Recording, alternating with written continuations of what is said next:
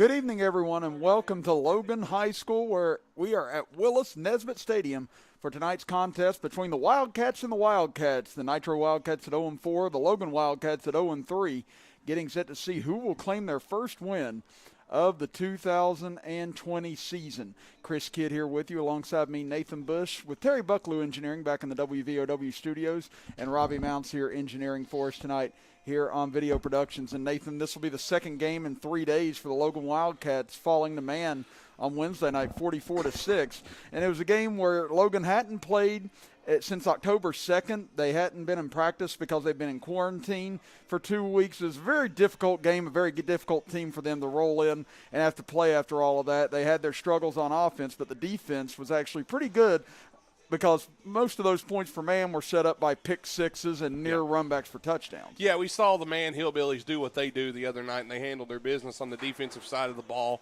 Grimmett had a lot of great runs there for the Hillbillies as well. Can't take away what he did. But Logan's defense, I thought, played pretty well, all things given, the other night against the Hillbillies. They stopped the run pretty well for the most part. Most of the points they gave up were on short fields. They played a lot of defense from their own end. So, again, field position became a battle for the Wildcats. They were just overran by a man defense, which is so good, and they have great corners. But Logan tonight coming in winless on the season, but so are the Nitro Wildcats. So one of these Wildcat teams is coming out of here tonight with a win. Again, we'll step aside for a 2-minute break, and when we come back, we'll be time for kickoff here from Logan High School, as you're listening to and watching Logan High School football action and Logan Wildcat football action right here live on WVOW, West Virginia's premier sports radio station, and live on Video Productions. Tonight's broadcast is brought to you in part by Diana Barnett, candidate for Logan County Commission. Diana is a business owner committed to revitalizing the economy in Logan County. I'm Stuart Caldwell. For more than 40 years, I and my firm have vindicated the rights of individuals hurt by defective drugs, defective chemicals, and other products. Now I'm teaming with Booth to take on the big drug companies to vindicate the rights of children born with NAS. There are significant legal proceedings that could affect you and your child's legal rights. If you're the parent or guardian of a child who you believe was born dependent on opioids, you need to act now. West Virginia is Trump country, and Mac Warner is working with President Trump to keep America great. Mac Warner cleaned up the Secretary of State's office and is fighting against election fraud. Pro-Trump, conservative, West Virginia Secretary of State, Mac Warner. Coach Bob Huggins here at your local Little General store. As I travel this great state, it's nice to know that almost anywhere I go, there's a local Little General nearby. So the next time you're on the road, look for the Little General sign and tell them Hugs sent you. I'm Rupee Phillips, your conservative candidate for state senate. For years, I have fought for your conservative values in Charleston. I'm pro-life, pro-gun, pro-coal, and pro-Trump. Rupee Phillips is the only candidate for state senate supporting Donald Trump for president. Rupee Phillips wants to keep America great, stop the rioting, and fully fund the police. When you go and cast your votes this year for President Trump, please remember to vote for me, Rupee Phillips, for state senate. I'm your 70-pound St. Bernard puppy, and my lack of impulse control is about to become your problem. No, come on. I saw you eating poop earlier. My focus is on the road, and that's saving me cash with DriveWise. Right out on the field, Nitro and Logan meeting to join in the coin toss to see who will get the ball first to start this game. Chris Kidd and Nathan Bush with you. And Nathan, it's time now for our Logan Regional Medical Center keys to the game. What do you see as the keys for the Logan Wildcats to try and get their opening win tonight? Logan has got to get more out of their offense tonight, Chris. We saw the other night against Man, they really struggled to try to get the ball just to get a first down. I think in the first half they might have had 2 first downs, and that was it. And that was just – it was a rough road to go for the Wildcats the other night. So we need their offense to step up and play well. Their defense needs to do what they do and stop the ball. Nitro likes to throw the ball, and from what we've seen in years past, let's see if they continue to go that route. We'll see what Logan tries to do here tonight on defense as well on offense. But, again, that offense has got to get some some legwork done on the ground tonight. Those are your Logan Regional Medical Center keys to the game, and the key to your health care is with the Logan Regional Medical Center, offering care for every stage of life, from the Women's Center to pediatrics and primary care physicians. Logan Regional Medical Center, always here for you. Well, while the national anthem takes place, we'll step aside for a 1-minute break, and we'll be back for kickoff right after this as you're listening to and watching the Logan County High School football game of the week right here on WVOW, West Virginia's premier sports radio station, and live on Video Productions. Tonight's broadcast is brought to you in part by Diana Barnett, candidate for Logan County Commission. Diana is a business owner committed to revitalizing the economy in Logan County. Did you know that 1 in 8 women will develop breast cancer in her lifetime? At Logan Regional Medical Center, your breast health is important to us. Our caring staff uses the latest technology, like 3D mammography, in a comfortable and welcoming environment to help you stay on top of your health. Speak to your provider about a 3D mammo at Logan Regional Medical Center.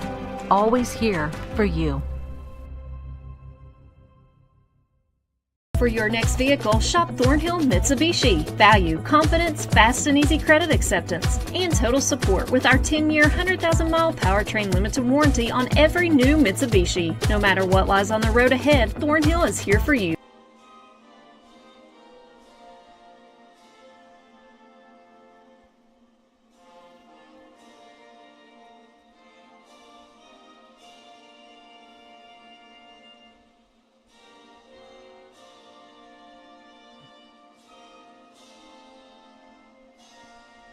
As the playing of our national anthem finishes, we are set for action between 0-4 Nitro and 0-3 Logan. Chris Kidd and Nathan Bush with you.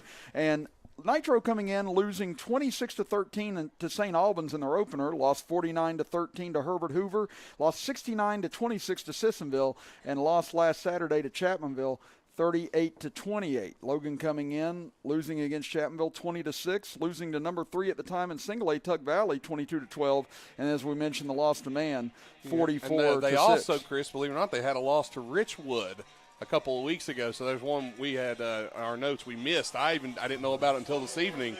So Logan and Nitro both 0-4 tonight. Yeah, that game must have happened in secrecy. That wasn't on websites or anything. It really wasn't. That was one that I just learned about this evening, and I've been looking at scores for the whole week, and that was one that we missed. Yeah, we even asked on Wednesday, did they play, and everybody up here said no.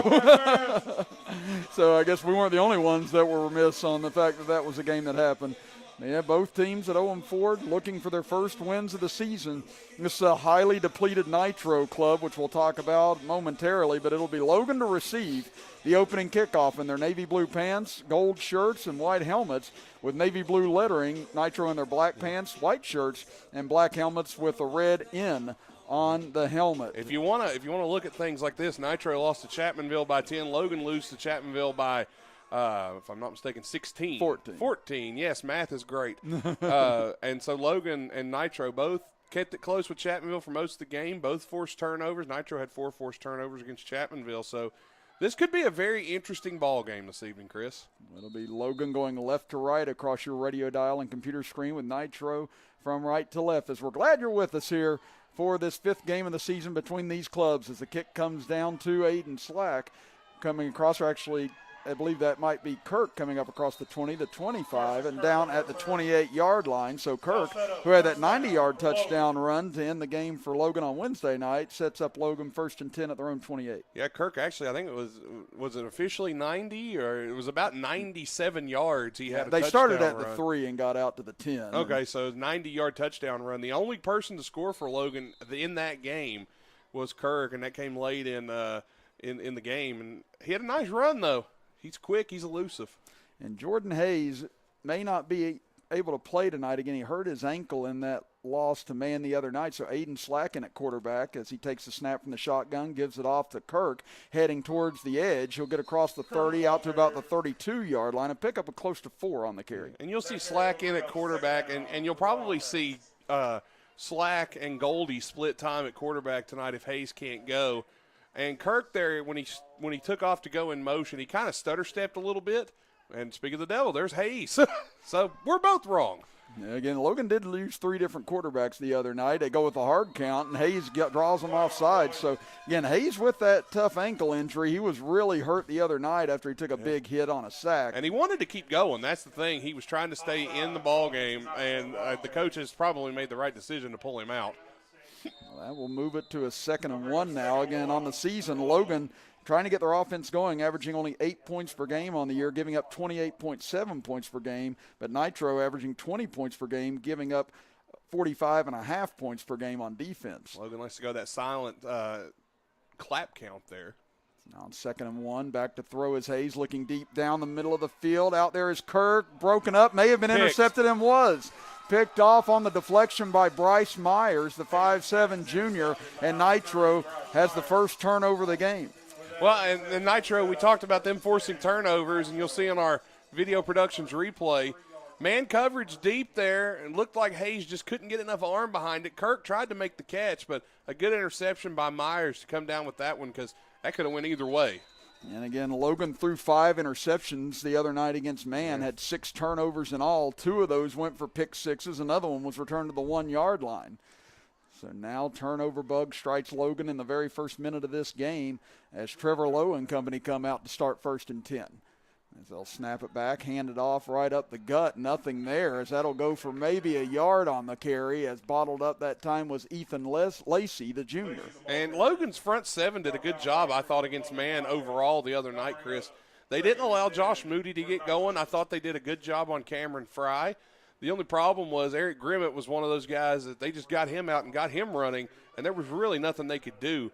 Keep your eye down here close to your screen if you're watching. That is Udo, number 10, 6'7" receiver. Well, now on 2nd and 9, they'll throw it, puts it into the air into the flat, but dropped, and a whole lot of open space that time for Chris Olawat if he would have been able to make that grab. Yeah, he takes that. That's a first down and then some because he had the running room there. If I try to gather my thoughts real quick, the running room was there. You'll see on the replay that they had single coverage on the edge, and then you had coming up on the outside the runner who had plenty of room on the route. So see what Logan does here on 3rd down. And 2 receivers to the bottom as Lowe throws it out quick to Udo. He'll make the grab across the 35, but hit and knocked down at about the 41-yard line after a pickup of 6. It's going to be 4th and 2. Well, let's see if Nitro decides to go for it, if they're going to bring in the punting unit here. I would assume you would kick it here, but at this end of the field, and let's see, it looks like they're going to stay out there. Logan needs to hold their water on defense. Again, they line up quick here, but they look to the sideline. Udo had a pick 6 on defense for a 43-yard touchdown, had 5 catches for 47 yards in the loss to Chapmanville. So now on 4th and 2, Lowe takes the snap, tries to get around the edge. He's hit, he's caught, he's on the run trying to get loose, but he can't, and Logan's going to drop him for about a 4-yard loss, and the Wildcats take over on down. And that is a great formation for Logan to get the ball back in that area of the football field. Now they have great field position, and now it looks like that interception almost looks like a completion at this point, and there's only been an extra minute come off the clock. So great defensive stand for Logan. And Aiden Slack was the man holding on for dear life to Trevor Lowe's foot that time, wouldn't let him go, and then the cavalry arrived in order to put an end to that drive. So now Logan 1st and 10 at the Nitro 36. Slack in the shotgun, fakes the handoff to Kirk. He'll take it near side, cuts it upfield inside the 35, and he's going to get brought down by the head into the turf for about a 3-yard pickup. And that was a nice bit of blocking there for the Wildcats, as I don't have the number listed on my roster here. I think it was Bryce Lester threw the good block there to Spring Slack, who got in there and was able to pick up positive yardage, because that on the edge, that play was dead on the edge, but Slack cuts it back inside and gets positive yards. Again, Slack can be explosive. Took a 75-yard kickoff back for a touchdown against Tug Valley, and that loss to them 22-12. Now it'll be Hayes back in, and so there's 2 receivers to each side. No back in the backfield. Hayes drops back, throws into the flat, incomplete, as it looked like a miscommunication with his receiver that time as he tried to find Kirk. Yeah, Kirk tried to come back on that. Looked like he maybe didn't get to the route as fast as he wanted to, or was just a little late on the signal there, but couldn't get back on that crossing pattern. And that would have been a completed pass if Kirk had gotten there, because Hayes put it right on the money. That'll be 3rd down and 7 for Logan at the Nitro 33. Again, 2 receivers to each side. Colton Goldie in as the deep back as Hayes looks to the sideline as they get change in the play. Now Goldie will move up to the line of scrimmage. As they'll send a man in motion, it'll be Kirk. It'll be Hayes to drop back, rolling towards sideline. Now he cuts it upfield, and he'll run out of bounds at about the 31-yard line, a pickup of 2, and it'll bring up 4th and 5. I think that's a smart play by Kirk to run there and try to pick up that first down if he could. You can tell he's still hobbling a little bit. You see him hobbling off the field here. And here comes number 2. We don't have that name on who number 2 is, but he's checking back in. And Dotson, okay, thank you. As Dotson checks back in. And now we're going to see Slack back at quarterback, and we're going to be in this, I think it's the kite formation we learned the other night. So here they go, 2 receivers up top, 1 to the bottom, 2 backs in front of Slack, who's deep in the shotgun. Now they'll switch Dotson over to the left side. They'll send a man in motion. They snap it back to Slack, fakes the handoff. He takes off, tries to get outside and does. He's going to get there, it looks like, to the 30. Oh, what a tackle at the 28-yard line. Slack was caught from behind, and he'll be 2 yards shy, and it'll be a turnover on downs for Logan. Yeah, I'm like you, Chris. I thought he was going to get there, but a good pursuit to the sideline by number 32, Luke Boggs for Nitro, who was able to chase down Slack. And there's not many guys in the state that could say they could chase down Aiden Slack like that. So, again, both teams now have turned it over on downs, along with the interception Logan threw. So the first 3 possessions gone for naught on both ends, and Nitro will open up 1st and 10 at their own 28. 9:06 to go in the first quarter, no score.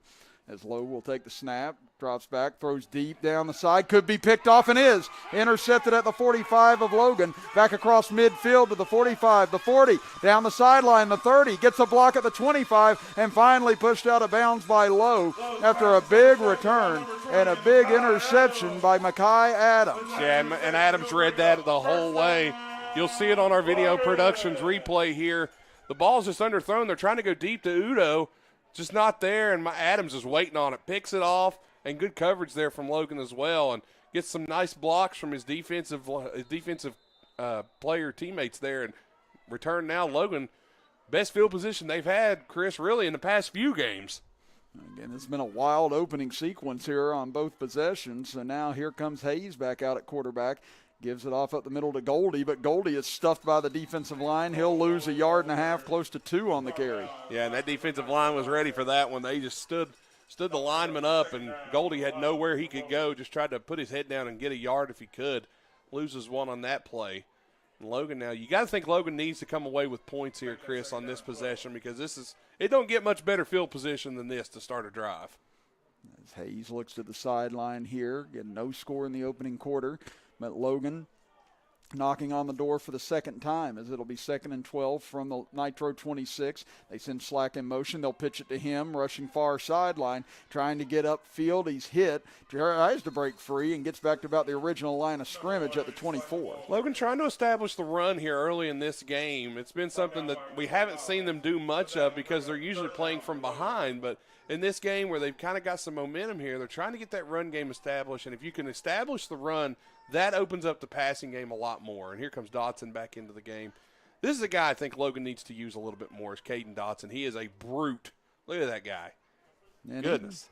And yet Dotson in there, and Goldie ran at quarterback some the other night. So Logan's experimenting with a few new things. It's now a shovel pass up the middle on 3rd and 9. Completes it to Goldie. Goldie trying to move the pile, but he's going to get stopped at about the 21 for a gain of 3, and that'll bring up 4th down and 6. One thing I'm seeing from Logan, Chris, and this is something that you don't see very often, Micaiah Campbell, number 54, he's playing right tackle. He's kind of bobbing up and down when he gets into his stance. Got to be careful that the officials don't call that a false start. You can watch it here on this play here. But that was a nice piece of running on a shovel pass there by Goldie, though. So we approach 7 minutes to go in the first quarter. Another 4th down. Can Logan convert this time? Back to throw. Hayes looks far down the left sideline, going for everything. It is caught! Touchdown, Logan. What a throw and what a grab along the left sideline as he found Corey Townsend on the left side. Or actually, maybe that was Cameron Hensley. We're trying to see the number. That's Cameron Hensley who got that one. Had it. Wow, what a catch and contested coverage that time. He was draped all over and somehow Hensley kept his concentration, came back for the ball, and makes the grab for the big strike, and Logan is on top. What a throw, though, by Hayes. He put it right where only Hensley could get it. Nice jump ball win for Hensley to come down with that one. Now Logan set up to go for 2 here. Again, 6:52 to go in the first quarter. Logan has the early lead as Aiden Slack will get under center as they line it up on the left hash mark. Slack will just sneak it right up the gut. Pile being pushed, still pushed, and they're going to say no. He's down at the 1. Really? Wow, I'm surprised by that. I thought he got in. Well, with 6:52 to go in the first quarter, it's Logan 6, Nitro nothing as you're listening to and watching the Logan County High School football game of the week with us right here on WVOW, West Virginia's premier sports radio station, and live on. Our world has changed a lot in a short time, but your health and safety remains our #1 priority. We have the supplies needed and processes in place to keep you safe. We've implemented visitor restrictions, and we are reducing physical contact as much as possible. Patients and employees are required to wear masks for your protection and theirs. And your care team is screened daily. So don't wait to get the care that you need. Logan Regional Medical Center, always here for you. West Virginia is Trump country, and Mac Warner is working with President Trump to keep America great. Mac Warner cleaned up the Secretary of State's office and is fighting against election fraud. Pro-Trump, conservative, West Virginia Secretary of State, Mac Warner. I'm your 70-pound St. Bernard puppy, and my lack of impulse control is about to become your problem. No, come on. I saw you eating poop earlier. My focus is on the road, and that's saving me cash with DriveWise. 6-0, Logan leads it over Nitro. 6:52 to go in the first quarter. Chris Kidd and Nathan Bush here with you as Logan set to kick it off to Nitro. Again, Nitro going right to left across your computer screen and radio dial. Logan left to right. And a great throw there by Jordan Hayes after having some interceptions the other night, having his ankle hurt. Put it up there for Cameron Hensley, who made a tremendous grab as Hayes put it right on the money. Yeah, he put that right on the back shoulder where only his man could come down with it. Beautiful catch by Hensley. And Logan leads this one 6-0. So now it'll be Aiden Slack to kick off here for the Wildcats as he approaches the ball, swings the right leg as it hits a lineman, and it's picked up by Slack. This is going to be Logan ball. And he can't advance it, but Logan is going to take possession back. He just crammed it right off the face mask of one of the upmen for Nitro, and it ricocheted right back to him. I've never seen that. I have to say that that's just how they drew it up in practice, I believe, Chris. Yeah. My goodness.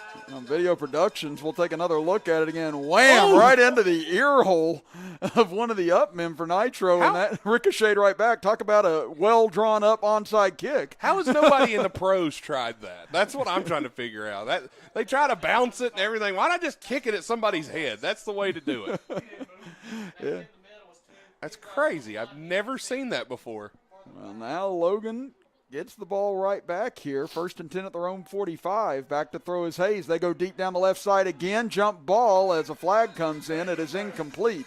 As he tried to go back to Hensley, a lot of pushing and shoving that time. This could be offensive pass interference, but let's see. Let's see who they call it on. I know Hensley, there was a little jaw on after that touchdown, so Hensley. No, they get Nitro for it. Yeah.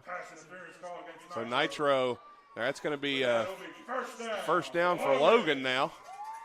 Now, Logan has found kind of a stool pigeon over there on the left side that they're going to start picking on if they leave it one-on-one coverage. It's like a rookie corner. You go at him as much as you can. You see him do it in the NFL every week. And Logan going to work on that left side. You know they don't want to test the big man Udo down here at 6'7", so they're going as far away from him as possible. Now 1st and 10 from the 40 as a flag comes in, and this will be a false start against Logan. Well, again, talking about the difficulties for Nitro this year, again, against Chapmanville, they dressed just 24 players, only had 13 of them that were on the varsity, and they were down to just 15 varsity players that Monday against Sissonville. And Coach Zach Davis said, our JV left tackle is starting at corner. Our JV skill guys are playing scout team O-line. We don't have backups at numerous positions, but we press on. He said they've been using barrels and bags to use as a scout team at practice throughout the week. And now it looks like Logan's going to get those 5 yards back here as an encroachment call against Nitro. Yeah, and these are both schools, Chris. They're young. They've got a lot of talent missing from their squad. You can see in the sidelines here, not a lot of reserves really for either side. And this is just tough for both teams, but, you know, that's part of it. You just got to play through it, and both teams are doing that, and they're giving all they got. So now we're back to 1st and 10 at the Nitro 40. Hayes back to throw, goes deep again down the left sideline, and this one incomplete as he tried to find Townsend that time, but broken up. Well, good defense there from Nitro to keep Townsend from coming down with that one. As they're going back to that left side, Chris. You called that earlier. They're really going out there using the corner as a scapegoat because the safety helps all over on the strong side here. It's just man-on-man coverage, and Nitro's just trying to win that battle. They've subbed in, again, Hensley. He's back on that left side. Let's see if they maybe try to go back to that. Yeah, Nitro looks like they got a few players back this week, but you know that Logan watched the game film against Chapmanville to try and spot some of the areas where they could end up picking on some younger players, and thus far they're doing that. As on 2nd and 10, Slack on the quarterback keeper gets outside. Udo, what a tackle coming up and dropping Slack for a 1-yard gain. Yeah, Udo with a nice tackle there, and I believe he is a student who transferred from Sissonville, if we're not mistaken. We recognize him from Sissonville, and he's playing for Nitro now. So nice tackle by him. And now Logan here, 3rd and 9. Let's see who they go with at quarterback. You see Hayes, Slack, and Goldie, so you never know who's going to catch and throw or run the ball for Logan.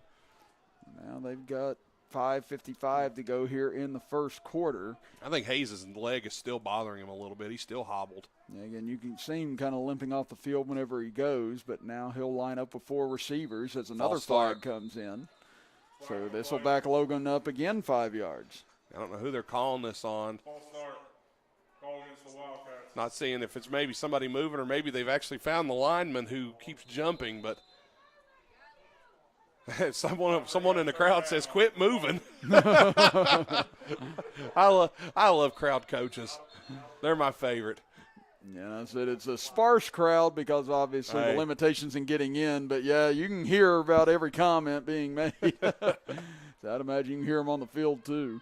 It's on 3rd and 14 from the Nitro 44. Good job by Nitro to hold their water there and not jump. Yeah, Hayes went with a hard count, but Nitro didn't bite. So now back to throw is Hayes under pressure, fires over the middle, completes it to Slack at about the 35. He's brought down immediately. Good tackle on the play that time by Bryce Myers, and it'll bring up 4th down and about 4 here. And a good throw from Hayes. I don't know if he has to throw that way because of his ankle hurting him. He's not able to step into the throw and follow through on that one.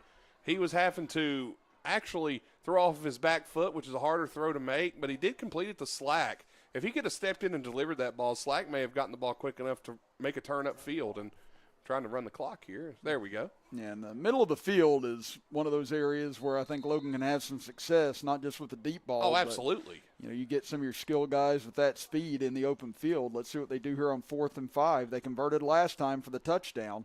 They tried to get Nitro to jump, but Nitro holds still. So now Hayes, 4 receivers, has a back with him as Goldie. They'll throw a quick screen out to the flat, completes it to Slack. He gets by one man, still trying to fight. Actually, it's Kirk, and Kirk will not get to the marker. He's brought down about 2 yards shy of the first down, and Nitro will take over again on down. Yeah, and Kirk had a good look there. He had cut back inside, though, Chris. If he'd have cut outside, I think Kirk would have been able to get the first down. He had a good block on the edge, but the Nitro man coverage was there. Now the Wildcats from Nitro will take over, and let's see what they can do here. They've yet to even get into Logan territory. Yeah, and their 2 possessions, they turned it over on downs and then through the interception that set up the touchdown for Logan.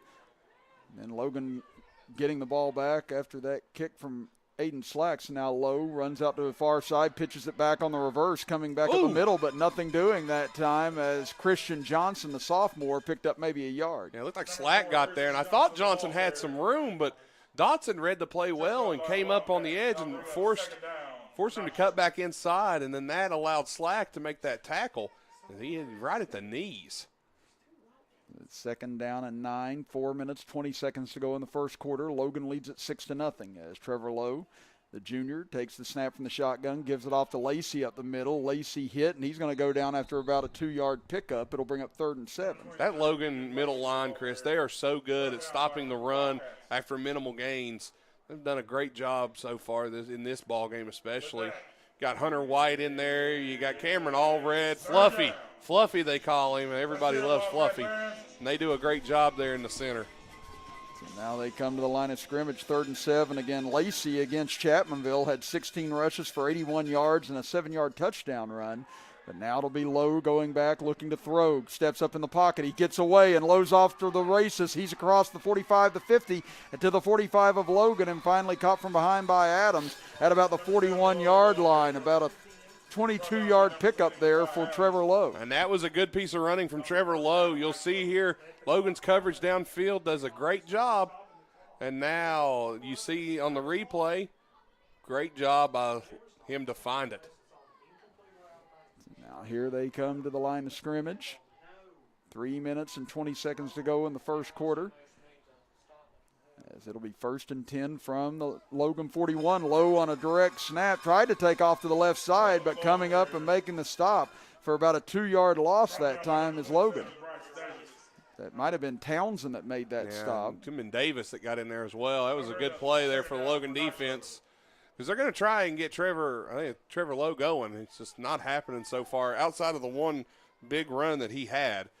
And Lowe, just a junior. He's got a good arm, though, Chris. So you got to respect his arm as well. Yeah, he's a dual threat with 6 of 16 passing for 78 yards and a 16-yard touchdown pass against Chapmanville. Also had 19 rushes for 143 yards and a 21-yard touchdown run against the Tigers.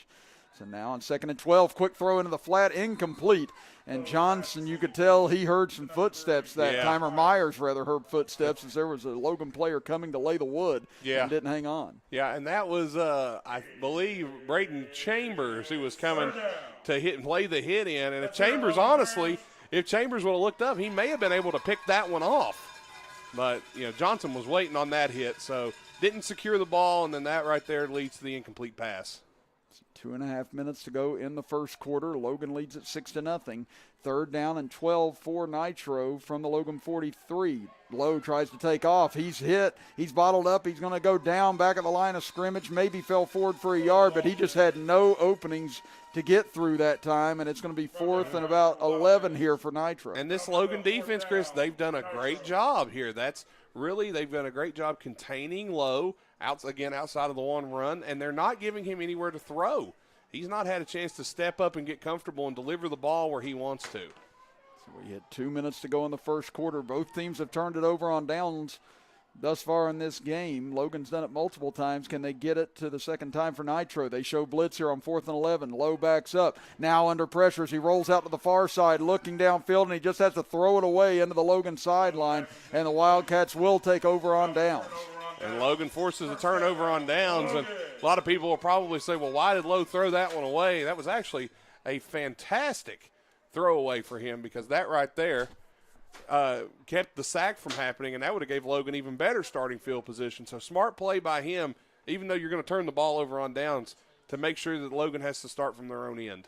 And again, this is a Logan defense that gave up 50.2 points per game last year, and that was even with a shutout against Scott. I think Logan's defense, Chris, has gotten immensely better since last definitely. season. They are doing a great job. Even in that loss to man, like you said, most of the points came on interceptions returned for touchdowns. Now 1st and 10 for Logan, looking downfield for Slack. They go for everything. Slack's got it on the run, inside the 20, the 10, the 5. He gets in against the pylon. Touchdown Logan, a 58-yard strike as Jordan Hayes plays air ball again, and a jump ball goes to Slack, and Slack caught it in stride. And Hayes again has to deliver off his back foot, but has the arm strength, puts it right in the numbers for Slack. And you're not going to catch that kid when he gets ahead of you. He's one of the fastest kids in the state. What a touchdown play for Logan. And once again, Logan found the one-on-one coverage that they wanted with one of their skill position players, and Bryce Myers just could not keep up on that fly route. Make no mistake, Logan may be 0-4, but they have got some athletes. They are very athletic. Now they'll line up to go for 2 again. They were unsuccessful the first time. Slack in at quarterback. He'll roll out near side. He rolls away from one man. Now fires into the end zone. Caught. 2-point conversion is good as he hits Corey Townsend. And Logan leads at 14-0 with 1:34 to go in the first quarter. Back after this as you're listening to and watching the Logan County High School football game of the week with us right here on WVOW, West Virginia's premier sports radio station, and live on Video Productions. Enzel Law Office is a local firm located at 36 Adams Street in Chapmanville. Rob Kinzel has been practicing law in Logan County for over 15 years and is dedicated to providing quality legal representation for personal injury, criminal defense, and family law for individuals and families throughout southern West Virginia. Call Kinzel Law Office today to set up your free consultation. Rob Kinzel, quality legal services close to home. John Crozier is a man of God, family, and integrity. He lets his faith guide him daily. His family has spent their entire lives dedicated to the people they serve. Sean is not a career politician. He's a certified law enforcer. He doesn't owe any politician favors, so he can serve you, his constituents, 100%.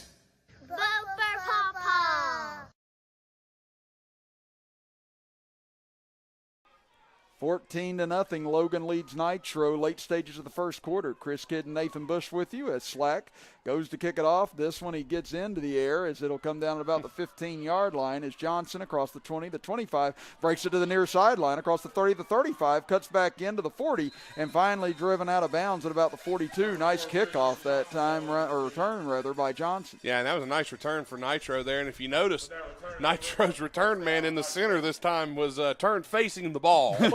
He didn't have his head turned sideways this time. That might be the play of the week. That onside kick recovery, that was something else. Yeah, whenever they allowed me to play, I was usually an up man on the return team. That was one of my positions. They always told you to kind of turn and get ready to run in those situations. But, yeah that time the up man was facing dead set right on Aiden Slack to see if he tried it again. That was a 1 in a million shot from Slack.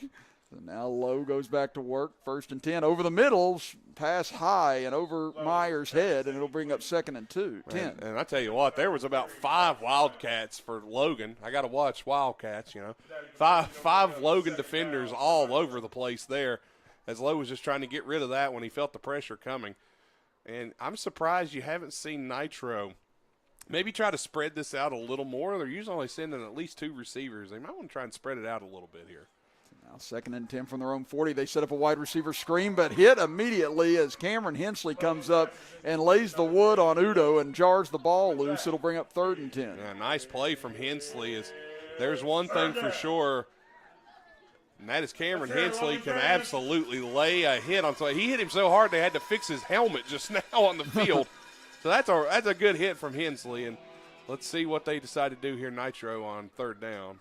So 3rd and 10 from their own 40-yard line. 1 receiver to each side. Low back to throw. Steps up, looks deep for Udo. He overshoots him. Could be picked, but off the hands of Adams as he almost had his 2nd interception of the game. But Low right now just airmailing almost every throw he had. Yeah, he overthrew Udo there by about 4 or 5 steps. And I don't know if it's the pressure that he's got coming at him, but now it's 4th down. And I think you're going to see the punting unit for Nitro here in this part of the field down 14-0.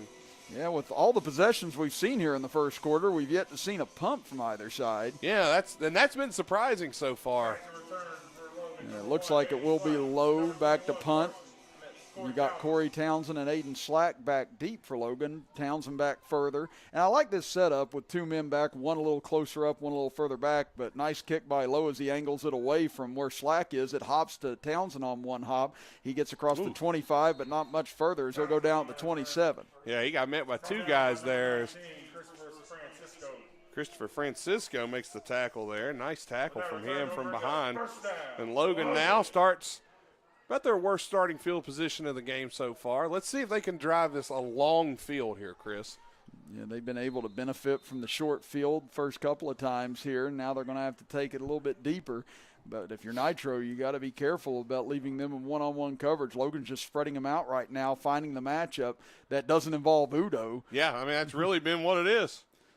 Now they got 3 receivers rather. Back to throw, Hayes, pump fakes, now steps away, goes towards the Logan sideline. Now heaves it downfield. This could be intercepted. No, incomplete. Boy, that was a dangerous throw that time by Hayes as the closest man to it was Johnson, and he couldn't come up with it. Yeah, and that was a very dangerous throw, Chris. That one probably should have been picked. Just went through the hands of Johnson. Logan lucky to have 2nd and 10 here. Again, Hayes was rolling against his body that time and just unloaded that, but thankfully it ended up falling harmlessly. And again, Hayes last year had a productive year, threw for 2,090 yards and 16 touchdowns. And now even with his hurt ankle, has been impressive here in the first quarter. I can't believe we're still in the first quarter. I thought we were much farther along. Yes, we've seen a lot of passing here in the first quarter from both clubs.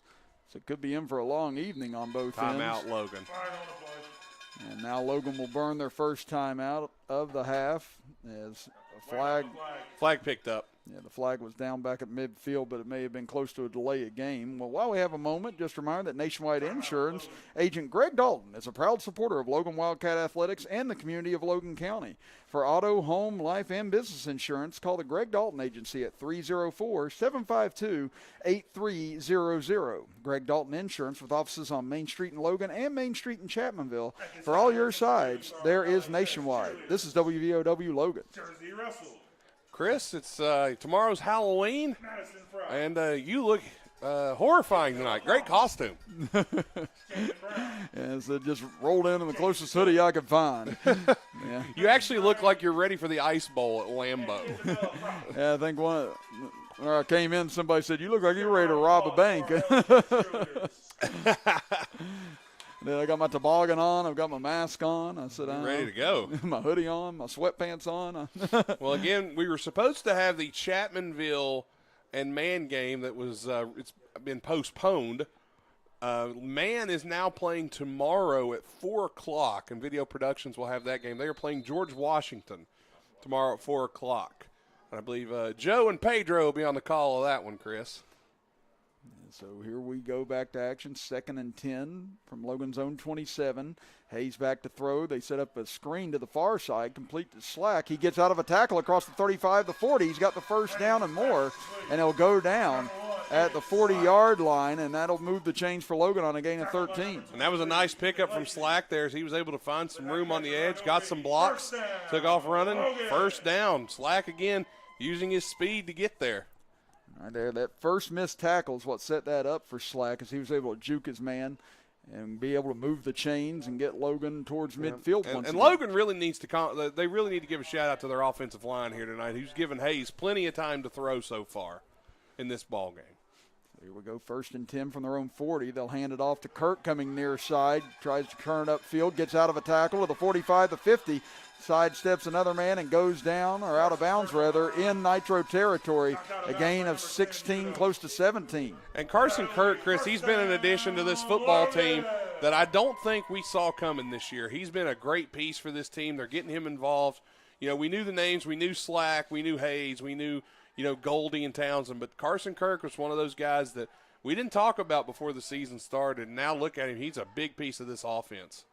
Now Hayes in the shotgun, 2 receivers each side, sends Slack in motion. They'll pitch it to him, going far side as he gets towards the corner, trying to get inside of the last man, and he's hit hard after about a 5-6 yard gain. And again, Hayes in a lot of pain as he was, after that pitch, he was limping around in the backfield, really favoring that ankle. Yeah, he's really, you can tell every throw he's had tonight, he's having to throw off of his back foot, and he's thrown 2 touchdowns, which shows how strong he really is in his arm to be throwing off of his back foot like that. He's not able to step into his throws so far into this one.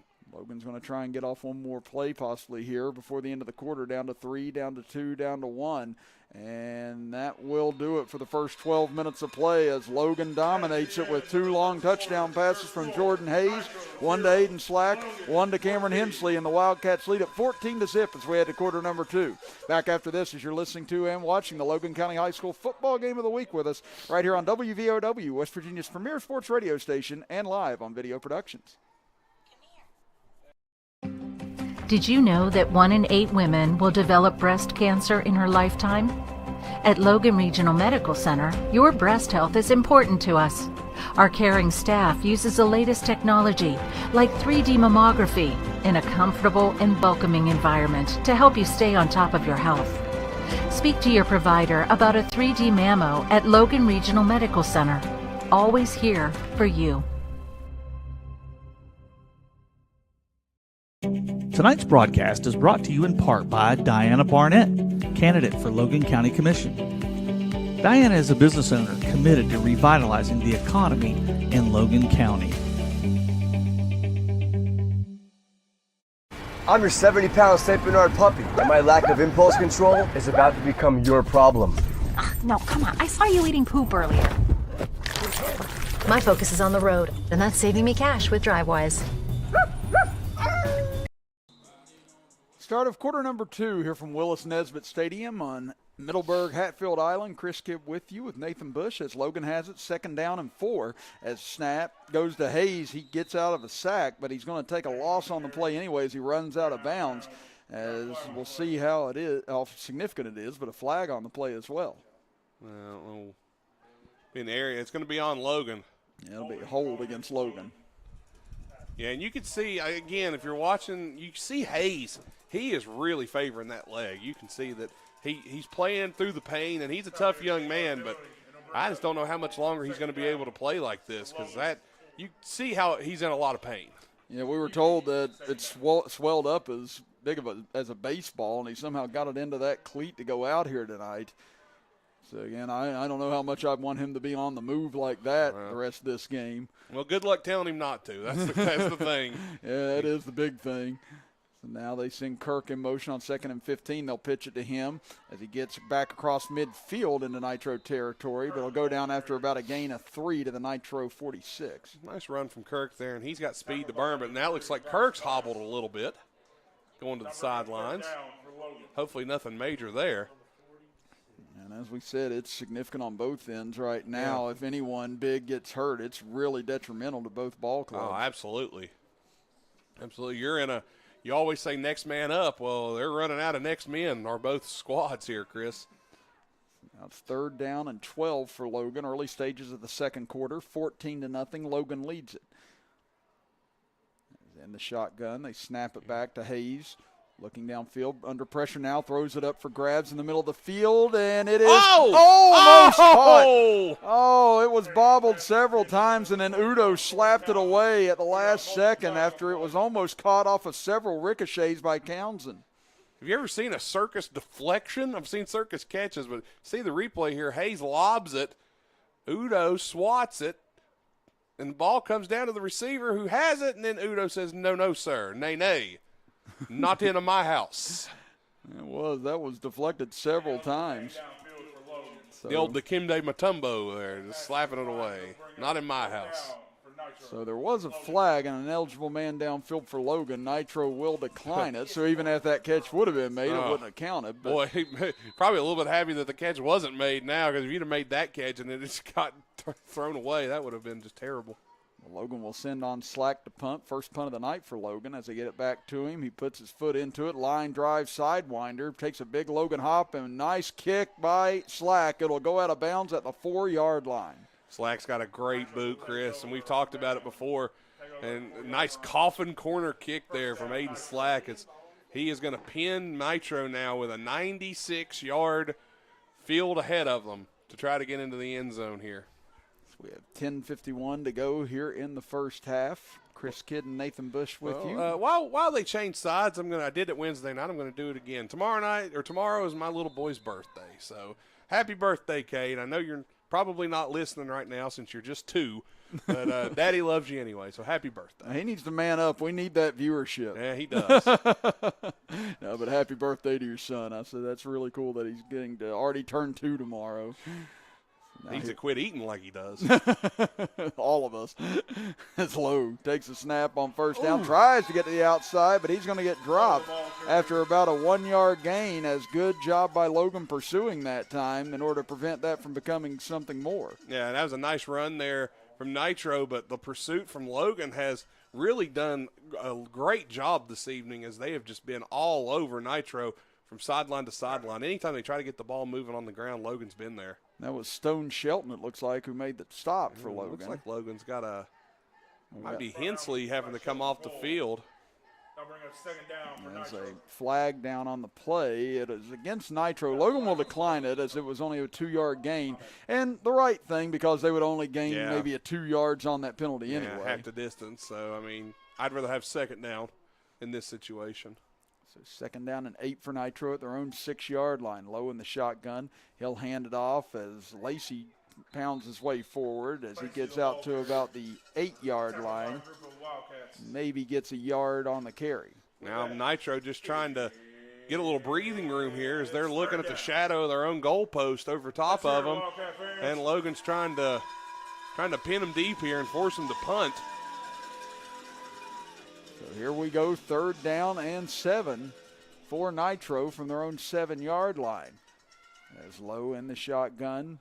Man next to him is Lowe back to throw, under pressure, steps up, escapes towards the sideline, but he's not going to get to the first down as Logan able to chase him down from behind and prevent him from getting there as Stone Shelton again able to get the stop. Yeah, and a nice tackle there to prevent that first down, because if Lowe beats one more man, I think he gets the first down, but now Nitro has to punt here, down 2 scores in the shadow of their own end zone. Now, if you're Logan here, Chris, what do you do? Do you sit in the house, maybe try to block this one, or do you just let Nitro kick it and let your offense continue going to work? I said I would like to just make sure I try and get this out of the air if I can. And you make sure you don't want to run into the kicker, and you don't want to jump off sides here, because that could be a first down if you do. On 4th and 2, Lowe will kick it away. Logan came with some pressure, doesn't get there in time, but it comes down to slack at the 40. Back to the 35. Now comes across field, stiffs arms a man. Now he's run out of time and run out of men, but somehow escapes, gets back inside the 35, and is finally brought down at the 33-yard line. But he split 5 men that time in order to get an extra couple of yards. Yeah, I thought he was going to lose there a few yards, but he just splits the defenders and goes right through them. And again, Slack, the basketball player, knows how to dribble and knows how to get through defenders, and he used it there. And we said Aiden Slack, a 3-sport star, football, basketball, baseball. And yeah, he's a special athlete, Chris. And was on one of the members on this team that was on that state championship winning team in Little League when they were in 6th grade together. Yeah, won 2 championships with the middle school football team. And many people say in basketball they should have went to the state tournament this year as well. Now Hayes back to throw on 1st down. He'll take off with that bad ankle inside the 30, and he goes out of bounds close to the 25-yard line, close to the 24-yard line. That'll be a pickup of 9. I tell you what, the guts of Jordan Hayes right now, people just, I don't think they realize how much pain this kid is in, and he's still out there playing as hard as he can, trying to get his team a win. This is inspirational to watch this kid play like this. So I said sometimes for myself, it's hard for me to even have the guts and glory to get off the couch to go get another pop out of the fridge, and this kid is absolutely showing his toughness here tonight. Yeah. Takes a lot of stamina to get out of bed in the mornings, but look at what Jordan Hayes is doing. So now here he comes, 2nd and 4 in the shotgun again, low snap. Hayes back to throw. He fires towards the far sideline. Got Slack out there. He makes the grab, tiptoes the sideline. Did he stay in bounds? Yes, he did. Touchdown, Logan. Wow. What a throw, and what a job by Slack, keeping himself in bounds. A 24-yard strike, and Hayes has his 3rd touchdown pass of the night. You know, maybe Hayes should just start throwing off of his back foot more often, because he has been incredibly accurate tonight. Put the ball right where Slack could get it, and Slack, again, as you said, keeps his feet in bounds. Touchdown, Logan. And the Wildcats here in Logan getting a 20-0 lead right now. And Hayes still limping around out here even after that play, but my goodness, what a gut check by him this evening, as he has built up a 20-0 lead for Logan with 8:20 to go in the first half. They'll go for 2 again as Hayes drops to throw. Fires out towards the far side. Jump ball. It is caught. Was he inbounds? Yes, he was. Wow. Townsend comes down with it, and everything coming up gold and blue here tonight as they lead at 22-0 with 8:20 left in the second quarter. Back after this as you're listening to and watching the Logan County High School Football Game of the Week with us right here on WVOW, West Virginia's premier sports radio station, and live on Video Productions. Crozier is a man of God, family, and integrity. He lets his faith guide him daily. His family has spent their entire lives dedicated to the people they serve. Sean is not a career politician. He's a certified law enforcer. He doesn't owe any politician favors, so he can serve you, his constituents, 100%.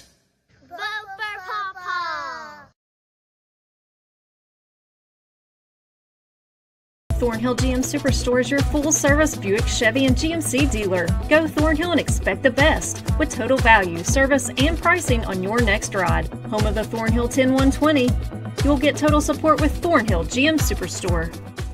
West Virginia is Trump country, and Mac Warner is working with President Trump to keep America great. Mac Warner cleaned up the Secretary of State's office and is fighting against election fraud. Pro-Trump, conservative, West Virginia Secretary of State Mac Warner. Well, the Jordan Hayes and Aiden Slack show has helped build up a 22-0 lead here tonight for the Logan Wildcats. Chris Kidd and Nathan Bush with you as Slack boots it away, takes a couple of hops inside the 20, picked up there by Nitro across the 20. The 25 goes Johnson out to the 30, and he spins off a man up top to the 35 where he goes down. And again, we talked about it, Chris. Hayes playing through the pain, and he's really putting forth a great effort tonight, and he's getting paid off here as he's had a couple of passes in this ball game that have just been so good and right on the money. Like, he's hitting guys right in the numbers where nobody else can even make a play on it. So kudos to Jordan Hayes so far in this one, and his receivers are coming up big for him tonight. Again, this Nitro team, these two teams have played 5 times in their history back to 2013. Nitro holds a 3-2 lead in the series, beat Logan 57-22 last year, but Logan looking to even up this series here tonight as Lowe will take off on the quarterback keeper, takes a big hit on the hip as he falls forward out to the 40 to the 41 for a gain of about 6. Couldn't tell there if Logan actually laid the hit on Lowe or if it was more of a hit from one of his own men from the Logan defender trying to make a play there, but Lowe took a shot there and just spun down. But a good gain on first down. Now Nitro can open up the playbook a little bit here on second down. Yeah, they desperately need a drive right here to try and stop the bleeding. Absolutely. As on 2nd and 4, they'll give it off to the big back this time across the 45, first down and more, still on his feet, dragging a man across midfield, and finally goes down at about the 47-yard line as Elijah Thompson was running like he saw someone beating up his family that time as he was just dragging people across midfield. Remember we talked about Little Giants this morning, I believe it Yeah, was. It kind of looked like Spike and Rad Tad Simpson there. As you see the man grabs the back. Yeah, I said that on the air. You see the defender grabs him by the jersey and just eventually pulls him down. But a big run there. So that may get Nitro going as they cross midfield, I believe for the first time tonight, as Lowe takes it on the keeper, rushes right side. He has some room inside the 40, 35-30, down the sideline. Slack able to dive and get him at his ankles in order to get him to the ground, but not before a 25-yard pickup down to the Logan 22. Well, don't speak too soon about the Logan Wildcats running away with this one, as Nitro now cooking with gas on this drive. The running game is starting to open up, and Nitro is taking advantage of it. So if you're Logan, you got to lead. You got to play like it's still 0-0. You can't take your foot off the gas, and now we get a timeout. And see who signaled the timeout that time. And it's Logan, so that'll be their it's a second smart timeout there, I think, Chris. I do too. Again, it's kind of like in basketball. You're trying to stop the momentum at that juncture, just kind of get reset, because it's easy to take your foot off the gas pedal a little bit whenever you get that 3-touchdown lead. Yeah. And I think Jimmy Shepard did a wise thing there to just talk to his defense and get them back under control. Absolutely. And, again, Nitro here. If Nitro can get a score here, that would be big. And, of course, don't forget Nitro has the ever-important ball to start the second half. I don't know if they won the coin toss and deferred or what, but they will get the ball to start the second half. So Nitro, again, holds that card. Again, we have 7:05 to go here in the first half. Logan leads it 22-0. And it's a football kind of night, is it not, Chris? It's cool out. It's not a cloud in the sky. It's a definite great night for high school football. And we're up here in a nice contained booth, so we got it easier than most. But yeah, I agree with you. Beautiful night for this ball game as they give it off to Thompson on first down up the gut, as he'll go down after about a yard gain, brings up second down and maybe about 8 as they give him a little bit more progress to the 20. Yeah, if you're Nitro, you want to keep pounding the ball because, again, the running lanes are starting to open up. I don't know if maybe Logan, the defense for Logan's getting a little tired because a lot of their guys play two ways. So keep pounding the ball if you're Nitro. Those lanes are there. The passing game has not been successful for you.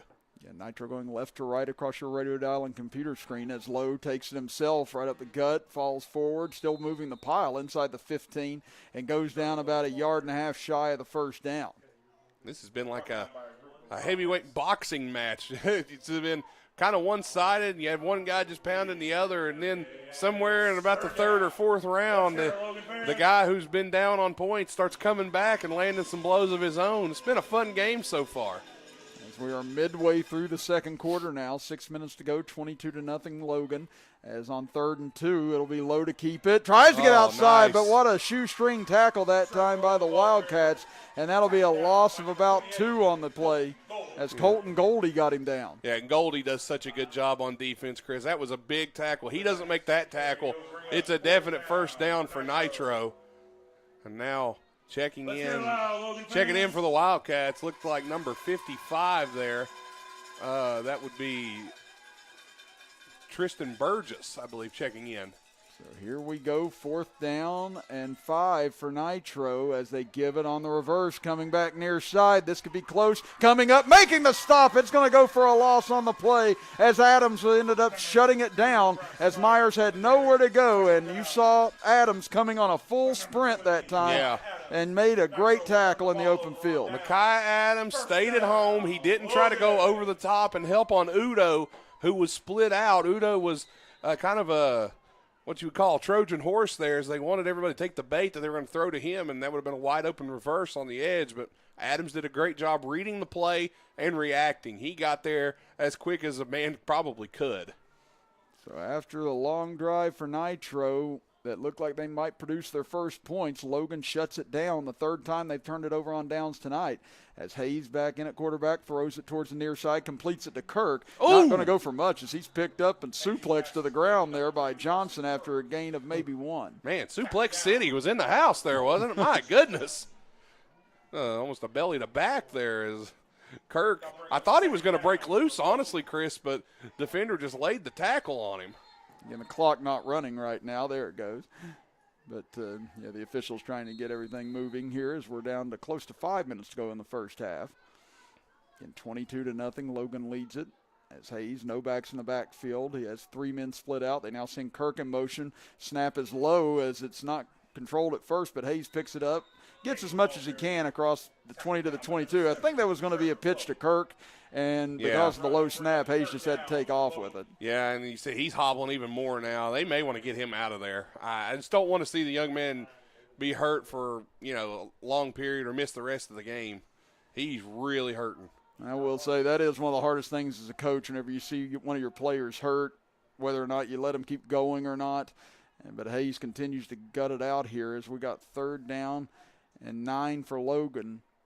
4:18 to go in the first half from their own 21-yard line. Hayes takes a snap, has 4 receivers, steps up in the pocket, gets away, tries to get away from Lowe, but Lowe's going to drag him down by the shirt and get him down for a 1-yard loss on the sack. Yeah, a lot of those shirt tackles tonight, but they're as legal as they can be, and that's going to be 4th down for Logan. I believe we're going to see Slack come out to punt.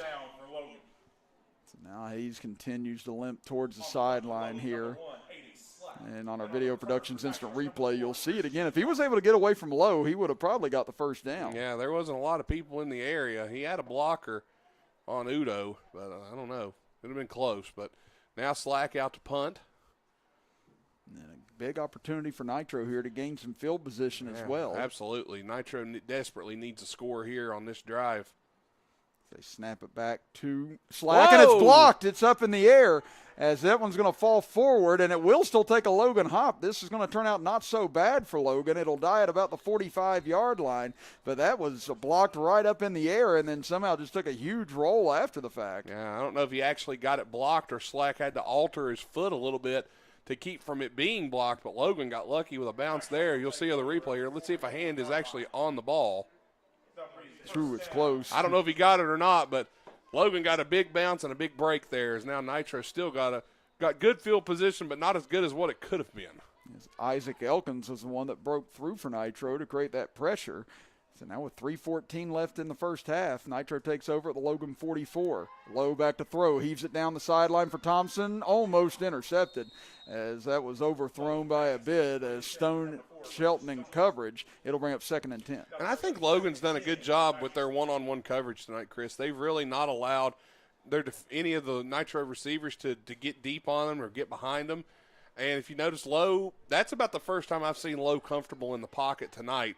And just couldn't find an open man. There was great coverage there from the Logan defender. Yeah, they've held up well in one-on-one coverage right now. Absolutely. And Udo has been basically non-existent in this game so far. And you figured that'd be the one they'd want to going here tonight. They've had Cam Hensley blanketing him as they hand it off to Lacey up the middle as he is tripped up, then falls forward. He'll pick up close to 3 yards on the carry. As good job that time by Logan defender, number 44, breaking through, Justin Collins, the senior, to help make that stop. And we're under 3 minutes to go here in this quarter as we inch closer and closer to halftime here at Willis-Nesbitt Stadium. Again, Logan leads 22-0. Now another big third down, and likely 4-down territory for Nitro anyway. They are trying to put their first points of the game on the board. As we said, they average about 20 points per game on the season, but yet to crack it here tonight as they give it off to Lacey on 3rd and 7. He gets a nice initial burst inside the 40 down to the 35-yard line, but he's going to be a yard shy of the first down. Yeah, and a helmet comes off of number 72. That's a lineman. That's Caleb Alwatt. He'll come to the sideline and set out a play. And 4th and 1, Nitro, you got to go for it here, especially in this end of the field. Let's see what they decide to do here. We are approaching 2 minutes to go in the first half. 4th and 1 for Nitro from the Logan 35. Logan stacks the line of scrimmage, sending pressure perhaps here. Lowe now looks back to the sideline, and Coach Davis will call his first timeout with 1:55 showing on the game clock. And Nitro in desperate need of this first down. Yeah, and Nitro there I think was going with a hard count. Logan did a great job holding their water. We've seen in weeks past Logan has not done a good job at not jumping on those close plays like that. They did a good job there to not jump at the hard count. And again, this has been a Nitro program that has definitely had their struggles over the last 13 years. Again, they were 4-6 last year. Their 4 wins last year were the most they've had since 2007. And ironically enough, they have not had a winning season or a playoff appearance since 2007. So Nitro was showing a lot of progress, but obviously this year threw everything into flux for every team, and they're one of the teams that were hardest hit by it. Absolutely. Let's get loud, Logan fans. So here we go now, 4th and 1. From the Logan 35-yard line, 1:55 to go in the half. Logan leading it 22-0. Lowe in the shotgun, one back next to him. Lowe will keep it, heads into the pile, and he'll have the first down as he falls forward to the 33.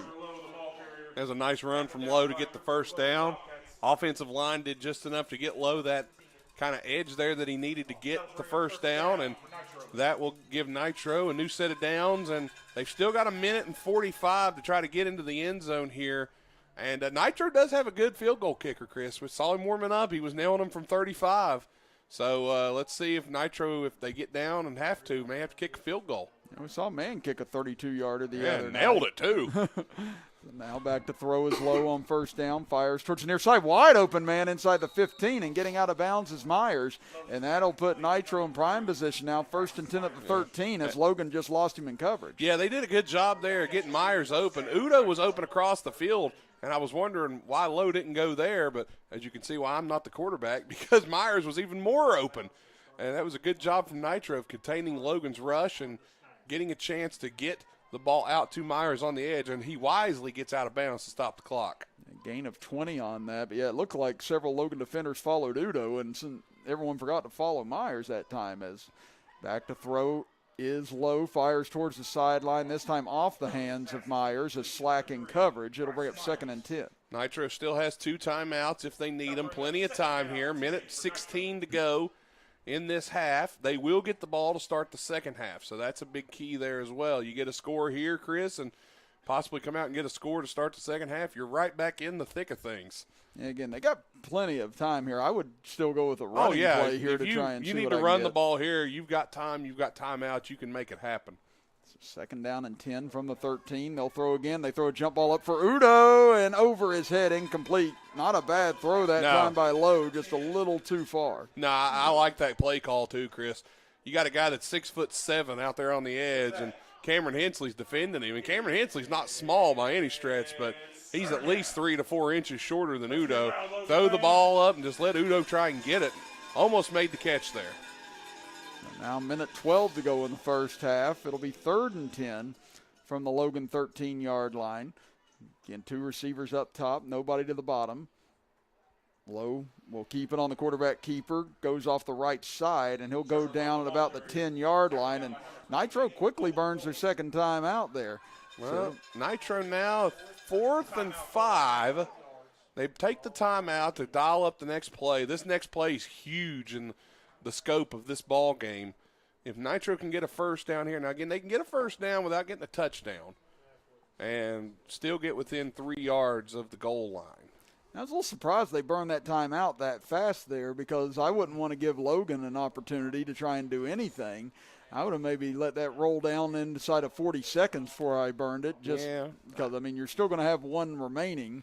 Well, you never know if you get the first down here, Chris. You may need that extra time if you don't get into the end zone, because it could take 3 plays to get into the end zone from if you pick up the first down here. So I kind of see why the timeout was called, but I don't know. It's a gamble either way. So if you don't take one and you run out of time, well, you should have took it. And if you take it and then you end up turning the ball over, you shouldn't have taken it. But how slow do you have to be with 1:05 to go at the 13-yard line, or the 10-yard line? Sometimes those 3 yards inside there, if they get the first down, those are the toughest to get.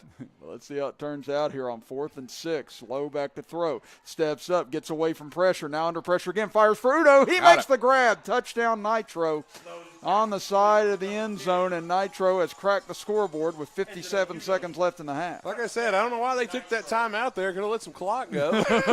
No, I'm kidding. That's a great throw from Low under pressure, rolling to his right, and he just finds Udo going across the middle there. Had 2 guys trailing him and nobody there. And good play, though, from Logan. That was just an even better throw. Again, it was nice coverage by Hensley. He swatted at it, but just came up empty.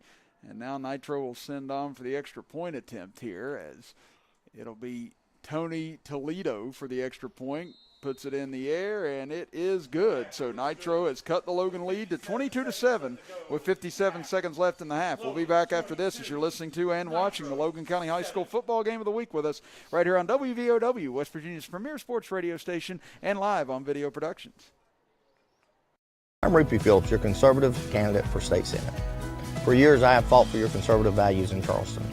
I'm pro-life, pro-gun, pro-coal, and pro-Trump. Rupie Phillips is the only candidate for state senate supporting Donald Trump for president. Rupie Phillips wants to keep America great, stop the rioting, and fully fund the police. When you go and cast your vote this year for President Trump, please remember to vote for me, Rupie Phillips, for state senate. I'm Stuart Caldwell. For more than 40 years, I and my firm have vindicated the rights of individuals hurt by defective drugs, defective chemicals, and other products. Now I'm teaming with Booth to take on the big drug companies to vindicate the rights of children born with NAS. There are significant legal proceedings that could affect you and your child's legal rights. If you're the parent or guardian of a child who you believe was born dependent on opioids, you need to act now. Kickoff comes down deep to Carson Kirk back in the game across the 20, the 25, cuts up to the 30, and he's finally going to go down as he falls forward to the 35-yard line. So 49 seconds left here in the first half. Logan has no timeouts, however. If I'm Logan, I think I just drop back, hand this off, or take a knee. I don't try to take too many chances. Go into halftime, a 2-score lead here. Yes, Nitro got on the board, but, a nice lead here at home. Come out and get your defense ready for the second half. I'll counterpoint. You've hit 3 long bombs this half. There you go. I mean, if you find one-on-one coverage, I'd still maybe take a shot here. So let's see what Logan elects to do. As Hayes, you get illegal motion here on Logan, and that'll back him up. Former head coach Rob Dials up here in the booth, he called that one right off. He saw that before anybody else did. I said we got our coach in the booth now. Again, was it head coach at Chapmanville for 4 years, now assistant principal at Logan High School. Who'd he ever beat? Nah, I'm kidding. up here keeping us in line tonight. I can only do that to Rob because he can laugh about it. 47.5 seconds left now in the first half. 1st and 15 for Logan, as they have 2 receivers to each side. They'll pitch it. Coming near side is Slack. He doesn't have any opening. Now he stutter steps, gets outside, trying to get to the sideline, and he will. He'll pick up 6 yards. Back to just inside the original line of scrimmage. 39 seconds to go. Slack gets out of bounds, so the clock stops. Let's see what Logan elects to do here, Chris.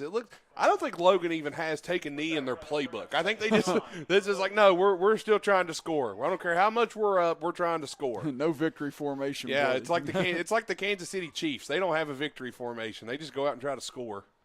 Hayes in the shotgun. They'll send Kirk in motion again to the high side as Hayes will take the snap, rolls that way, heaves it deep down the sideline. This could be picked, and it is. Picked off at about the 42-yard line. Looked like Townsend and Hayes were on the wrong page that time. Townsend cut his route off towards the sideline, and there was really no one out there for Logan after that. And with 31 seconds left in the half, Nitro will have a shot. Yeah, Nitro's got 2 timeouts. This could get interesting. And again, Chris, I mentioned it a little bit ago, got a decent field goal kicker. And let's see what Nitro does here. Yeah, trying to put something together. The momentum seems to be swinging just a little bit right now.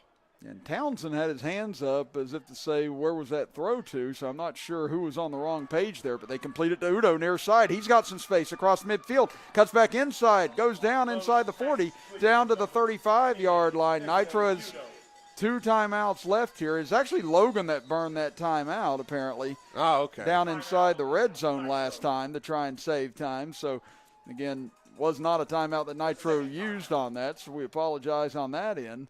But now 24 seconds left in the half, and you got 1 timeout left. You got 1 timeout. You got 24 seconds. And you see here, now Nitro's down just inside the Logan 35. So this last 2 minutes could turn into a nightmare for the Logan Wildcats if Nitro is able to score here in any way, shape, form, or fashion, to quote the governor. Let's see what they decide to do here and what plays they call. So this will be interesting now. If you're Logan, again, you want to try and keep them in bounds, but they still got that extra timeout in their hip pocket here. And, boy, what a massive swing this would be if Nitro scores here, then get the ball to start the third quarter. Yeah, that could turn this game could get very interesting very, very quick, Chris. It was 22-0 Logan, and Nitro scored moments ago to cut it to 22-7. Now at the Logan 33-yard line, 1st and 10. Back to throw is Lowe. They pick up the pressure. Now here it comes again. Lowe rolls back near side and just throws it away towards the sideline with 17.2 seconds left. Yeah, it's a smart play, and some of the fans are yelling intentional grounding, and I don't believe that was intentional grounding. You know, the intentional grounding rule for high school, we saw this last year. It's a very interesting call. It's basically a discretion call. So, I mean, just if you're feeling it, you throw it. Honestly, yeah, because I tried to find out the rule, and everybody says it's really a referee's discretion call. There's no real guidelines to what qualifies intentional grounding in high school football. There's no tackle box or anything like that. Well, here we go, 2nd down and 10 from the Logan 33, 17 seconds left in the half. Lowe looks for everything, goes down the left side and almost intercepted as the safety getting back that time. And almost with the pick was Corey Townsend. And Townsend did a great job there because I do believe that I believe that would be Myers. Myers had the coverage man beat. He had a step on Kirk. If Townsend doesn't make that play, that's a touchdown. So good play by Corey Townsend. You got 10.7 seconds left here. If you're Nitro, you got 2 heaves to the end zone if you choose to take them here. Could throw something over the middle and take a timeout and give yourself a little bit of a chance. Well, they will try and throw to the sideline, but Lowe throws high as he tried to find Udo. That'll stop the clock with exactly 7 seconds left in the half, well, and now this will be the last chance. Yeah, now it's 4th down, so you got to get a first down. Again, we've heard the Undertaker gong over here about 27 times tonight from the PA man. So let's 7 seconds left here in this half. Let's see what they decide to do. Get loud, Logan fans. And Logan with no timeouts, Nitro with 1. Nitro looks like they'll save it here in case as Lowe back to throw.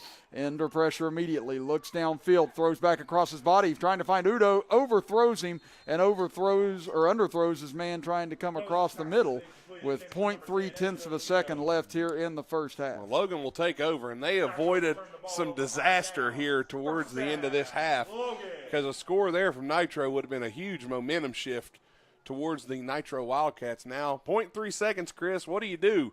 You drop back and try the old, the band's on the field, a Hail Mary play here? Or no, I think you just take a knee, or what do you do here? Let's see what Logan elects to do. You never know. You never know what they're going to plan to do here. But I don't see Hayes coming out, and I think Logan's probably just going to take a knee.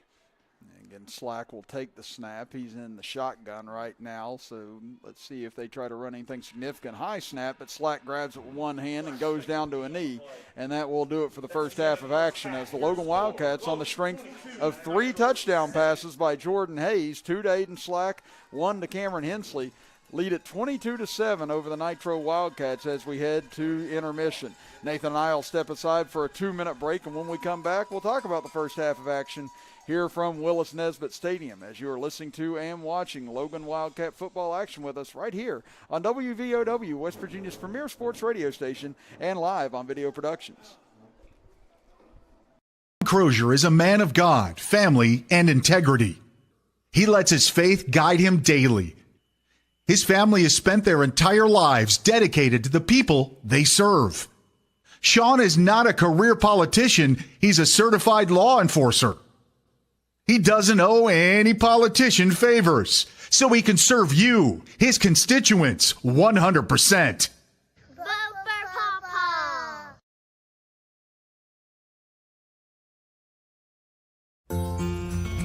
Our world has changed a lot in a short time, but your health and safety remains our #1 priority.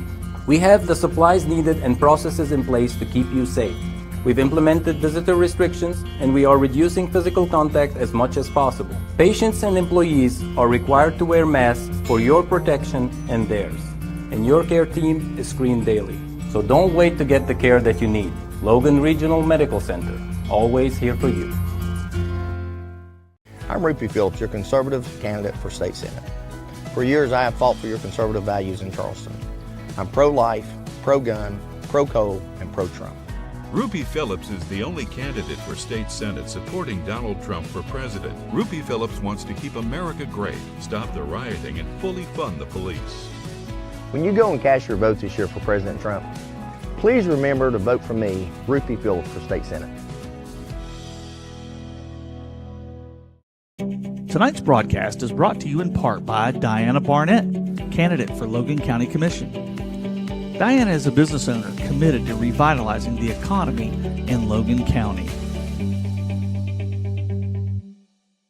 West Virginia is Trump country, and Mac Warner is working with President Trump to keep America great. Mac Warner cleaned up the Secretary of State's office and is fighting against election fraud. Pro-Trump, conservative, West Virginia Secretary of State Mac Warner. 22-7, Logan leads it here at the half. Chris Kidd with you, alongside me, Nathan Bush. Robbie Mounts, our engineer on Video Productions, with Terry Bucklew, our engineer on WVOW Radio here this evening. And Nathan, you and I talked about a little bit during the break that this has been a different Logan team than what we saw on Wednesday night. Obviously, a Logan team that had been off for quite a while. But, man, and their defense, a little bit of a different animal. Oh, yeah. But this definitely a very impressive first-half performance by the Wildcats. Yeah, definitely. The Logan Wildcats stepped up big time here in this first half. Played great on offense. Their defense played really, really well. The Nitro Wildcats finally able to get on the board late in the second half. And, you know, things could have got interesting. Logan bent but didn't break there towards the end of the second quarter. So Nitro did a good job, though, Chris, I think, of this finding what they needed to do to get some yards against Logan. Logan, though, quick scores, Jordan Hayes playing through pain and really delivering. He's really played great tonight. And I'm interested to see what adjustments are made at halftime and what both teams decide to do coming out. And, again, something we talked that you've mentioned here, we got in our notes, Nitro had 7 flags for 55 yards against Chapmanville. They really kind of cleaned it up here tonight. Not a lot of penalty flags, a couple offside penalties, but nothing, major. A couple false starts for Logan even, but both teams have played relatively clean football so far. I know the jinx is on now, but it seems like every time we bring it up, all of a sudden the flags start flying in from every direction. But again, I agree, it has been a pretty clean game. Relatively clean. Haven't seen, no personal fouls, no late hits or anything like that. Saw the one pass interference play, but that was really, 2 guys going for the ball more so than anything. So, yeah, pretty fun half of football so far.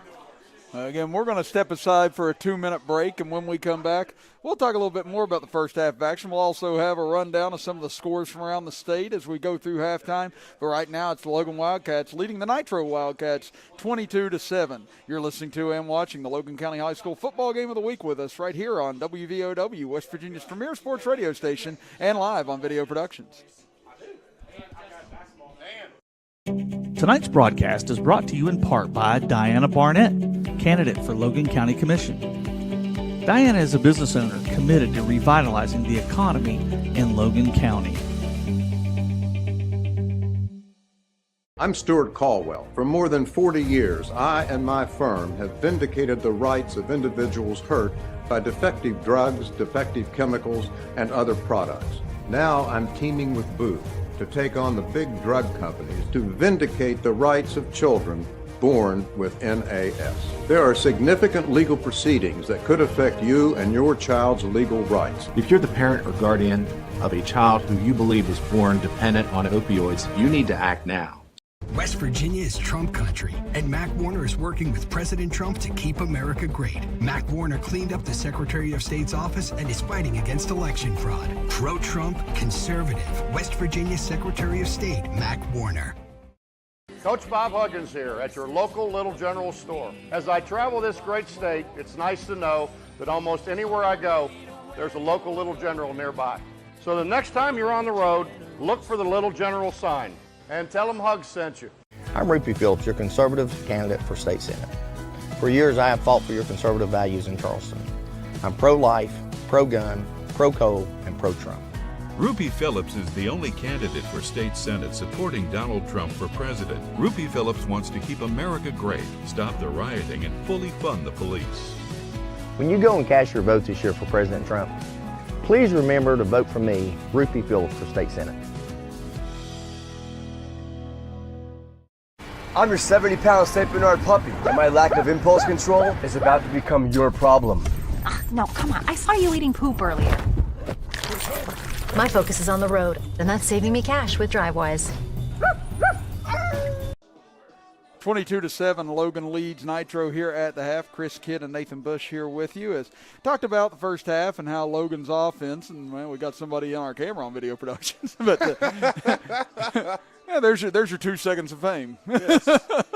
But just the change in dynamic here tonight with Logan, and they've done a better job spreading the ball around a lot more tonight. Hayes has done a better job of being able to find his receivers. Didn't have time to really do anything on Wednesday night. He was under pressure as soon as he dropped back most of the time, but being able to distribute the ball to Slack primarily, but he's been able to find Townsend, find Hensley. You've seen some improvement on the running game tonight with Kirk and Slack and even Hayes.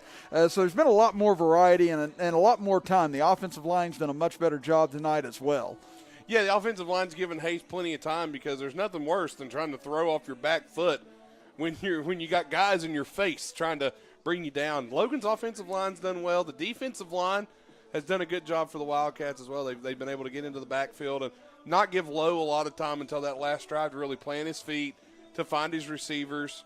Udo was a non-factor until about the last 3 minutes of the first half, so they did a good job slowing him down.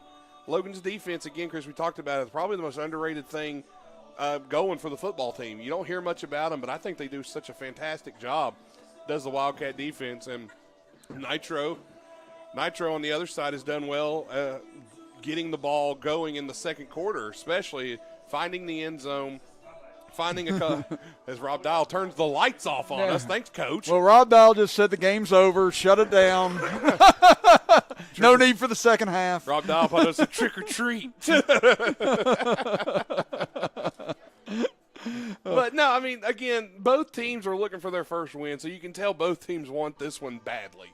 They're really playing hard out there on both sides. You got guys playing through injuries, gutting it out on both sides of the field. So somebody's leaving out of here again, Chris. I said it before. Somebody's leaving tonight with a win, and it just depends on which Wildcat team it will be that gets the W tonight. Also, if you're still watching out there, hello, Matt Wolf over in Dunbar, who messaged me and told me he was watching the game. So hello, Matt. How you doing? Good to hear from you. Old Matt. Yeah, I know you don't know him, but good friend of mine. Great person. Again, hi to him as well. We appreciate all our viewers, no matter where they're at, around the county, around the state, around the country, around the world. We're happy you're with us here tonight on WVOW and on Video Productions. Well, Nathan and I are going to step aside for a 2-minute break. When we come back, we'll run through some scores for the first half of action, or for around the rest of the first half around the state after this, as we also get ready for high school game night later on this evening. But the Wildcats lead the Wildcats 22-7 as you're listening to and watching the Logan County High School Football Game of the Week with us right here on WVOW, West Virginia's premier sports radio station, and live on Video Productions. Fine. Crozier is a man of God, family, and integrity. He lets his faith guide him daily. His family has spent their entire lives dedicated to the people they serve. Sean is not a career politician. He's a certified law enforcer. He doesn't owe any politician favors, so he can serve you, his constituents, 100%.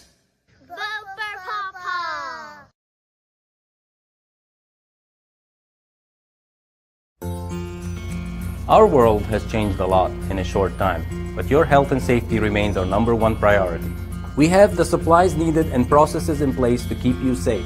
We've implemented visitor restrictions, and we are reducing physical contact as much as possible. Patients and employees are required to wear masks for your protection and theirs, and your care team is screened daily. So don't wait to get the care that you need. Logan Regional Medical Center, always here for you. I'm Rupee Phillips, your conservative candidate for state senate. For years, I have fought for your conservative values in Charleston. I'm pro-life, pro-gun, pro-coal, and pro-Trump. Rupee Phillips is the only candidate for state senate supporting Donald Trump for president. Rupee Phillips wants to keep America great, stop the rioting, and fully fund the police. When you go and cast your votes this year for President Trump, please remember to vote for me, Rupee Phillips, for state senate. Tonight's broadcast is brought to you in part by Diana Barnett, candidate for Logan County Commission.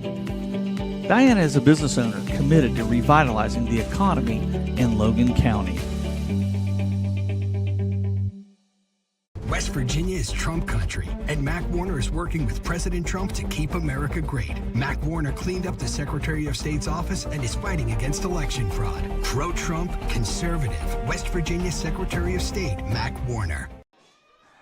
22-7, Logan leading Nitro here at the half. Chris Kidd and Nathan Bush with you. And it's time now for Nathan Bush to run through all the scores from around the state of West Virginia here on this Football Friday night. Take it away, Nathan. Deep breath, everyone. Here we go. In Class AAA, South Charleston leads Riverside 28-0 as their #1 cruising here at halftime. Wheeling Park leads Parkersburg South 44-12. Bridgeport leads Huntington 14-35. Kaiser, number 7 in AA, leads AAA John Marshall 40-14. You know, the Golden Tornado Kaiser, they have just built a great program up there in their part of the state. They are tough year in and year out. Parkersburg leads Jefferson 17-8. Princeton leads Greenbrier 35-6. Berkeley Springs leads Ripley 14-7. Now that could get interesting. Berkeley Springs only 2-4 in their Class AA school. Ripley 5-2, trailing in the third quarter. AA Independence leads Lincoln County 35-0 in the second quarter. Oh, the battle of the great Mohawk. Morgantown leads University 63-7 in the third quarter right now. Weir leads Brook 9-6. Oak Hill 13, Woodrow Wilson 7. Again, final from yesterday, Preston beats Buchanan Upshur 34-0. Washington beats Hampshire 35-7. That's Class AAA. Let's run over to AA here. #1 Sissonville leads St. Albans 17-14 at the half. Fairmont Senior leads Elkins 20-12. Number 8 North Marion, we saw them a couple weeks ago. They're trailing Robert C. Byrd 23-14 right now. In the fourth quarter, Clay County leads Grafton 16-0. No score from Winfield and Point Pleasant as of yet, as the Generals look to get their first win of the year. Lewis County 12, East Fairmont 7. Lincoln 40, Philip Barber 0. Lincoln also beat Pikeview on Wednesday, 40-26. So it could be a very successful week for Lincoln. Meadow Bridge trails Nicholas County 39-8, and Pikeview Wahama will play tomorrow. And into Class Single A, Doddridge County trails Herbert Hoover 21-14. Doddridge County number 1 in Class Single A, trailing to Double A Herbert Hoover. St. Mary's leads Frontier, Ohio 28-0. Wheeling Central 33, Williamstown 7. Apparently, Williamstown is ranked. Wheeling Central is not. Wheeling Central 4-3 this year, Chris. And the defending state champions lead number 4 Williamstown 33-7 right now. Tigers Valley 20, Pocahontas County 7. Petersburg wins by forfeit, so that final will be 1-0 over Tucker County. Ritchie County defeats Gilmer County, or is leading Gilmer County, 20-6. Clay Battelle 44, Montcalm 16. That's a final. Man, George Washington will play tomorrow as a single A school will attempt to take down a triple A school.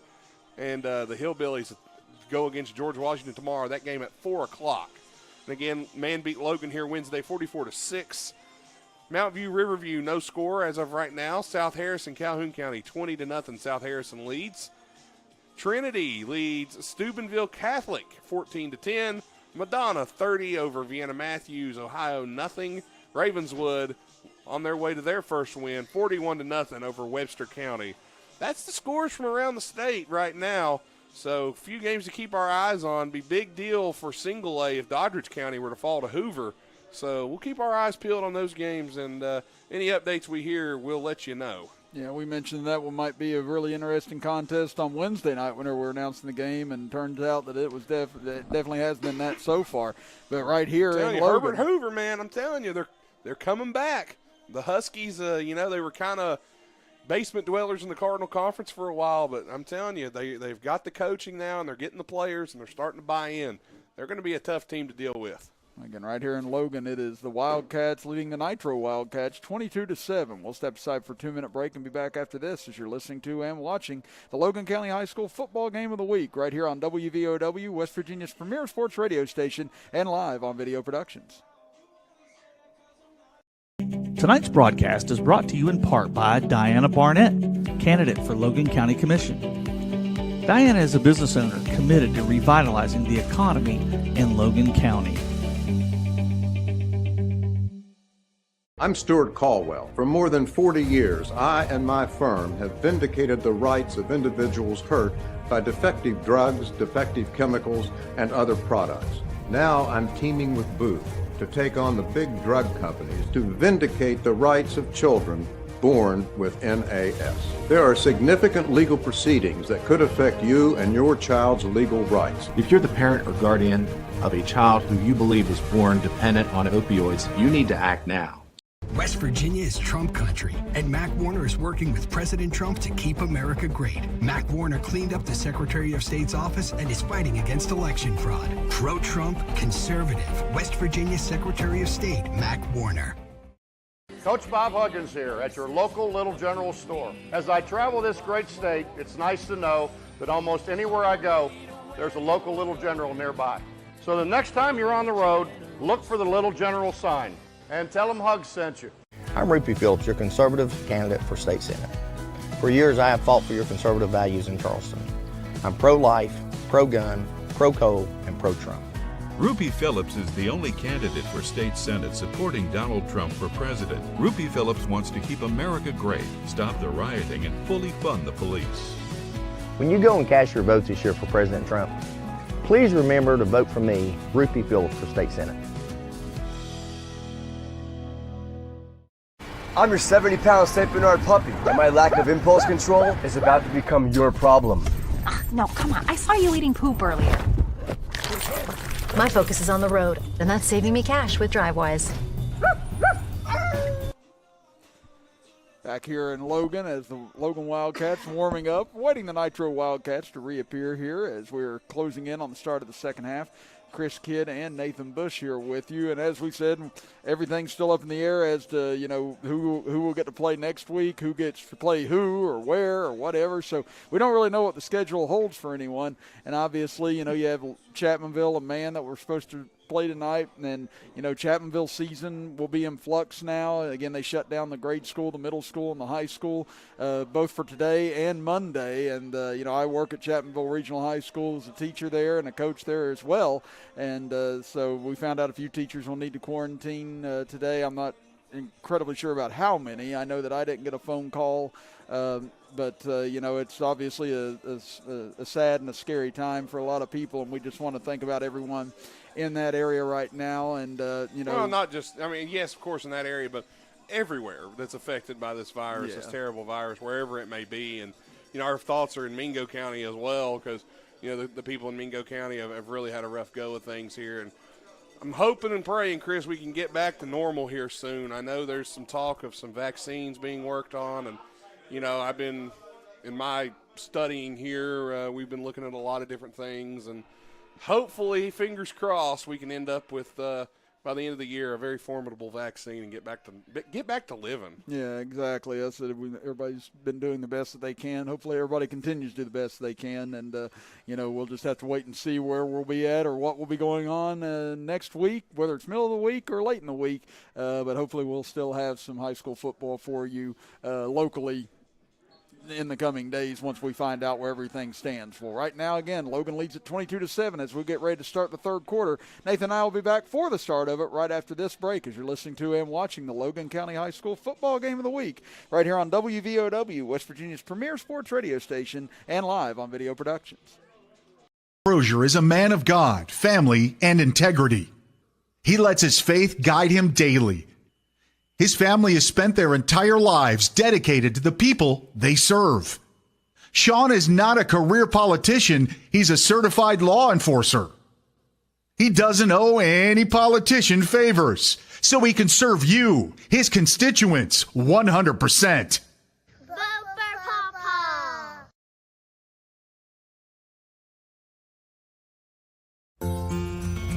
Our world has changed a lot in a short time, but your health and safety remains our number one priority. We have the supplies needed and processes in place to keep you safe. We've implemented visitor restrictions, and we are reducing physical contact as much as possible. Patients and employees are required to wear masks for your protection and theirs, and your care team is screened daily. So don't wait to get the care that you need. Logan Regional Medical Center, always here for you. I'm Rupie Phillips, your conservative candidate for state senate. For years, I have fought for your conservative values in Charleston. I'm pro-life, pro-gun, pro-coal, and pro-Trump. Rupie Phillips is the only candidate for state senate supporting Donald Trump for president. Rupie Phillips wants to keep America great, stop the rioting, and fully fund the police. When you go and cast your votes this year for President Trump, please remember to vote for me, Rupie Phillips, for state senate. Tonight's broadcast is brought to you in part by Diana Barnett, candidate for Logan County Commission. Diana is a business owner committed to revitalizing the economy in Logan County. West Virginia is Trump country, and Mac Warner is working with President Trump to keep America great. Mac Warner cleaned up the Secretary of State's office and is fighting against election fraud. Pro-Trump, conservative, West Virginia Secretary of State, Mac Warner. Back here in Logan, everybody. Chris Kidd and Nathan Bush with you as we get ready to start quarter number 3 here from Willis Nesbitt Stadium. And Nitro will get the ball to start things off, and we started to see some progress from Nitro near the end of the first half. Scored once, nearly got in the end zone again. So the Logan defense really needs to come out and try and make a statement here to maintain the momentum. Absolutely, Chris. And I think Logan gets a stop here. They can really regain the momentum that Nitro's been trying to build. They did get a stop towards the end of the first half there, and that really helped them to keep Nitro from getting really back into this. So now let's see what Logan decides to do, and I still hope we can get that replay up again by the end of the game of that onside kick. That was fantastic. I've never seen that before. That's one we should really send into ESPN or something. I think that would be on. I think that would be on top plays for sure. So it'll be Nitro going left to right across your computer screen and radio dial here in the third quarter. Logan right to left. Again, Logan in their navy blue pants, yellow shirts, and white helmets, with Nitro in their black pants, white shirts, and black helmets with the red N on the emblem. As Slack He's had a lot of work kicking the ball here in the first half. Goes back to work as he squibs this one over to the left side. Still on the ground, and Nitro just does get on top of it as Myers comes up to field it, as that ball just kind of perilously was spinning around, and finally Myers got to it. Yeah, Myers just got down on top of it. It looked like he was trying to let the ball go upfield a little bit before he dived on it, but almost took too much time, because if Logan was able to get there and recover that, that would have been huge. But now Nitro with decent field position to start this drive. So it'll be Trevor Lowe to lead them back out.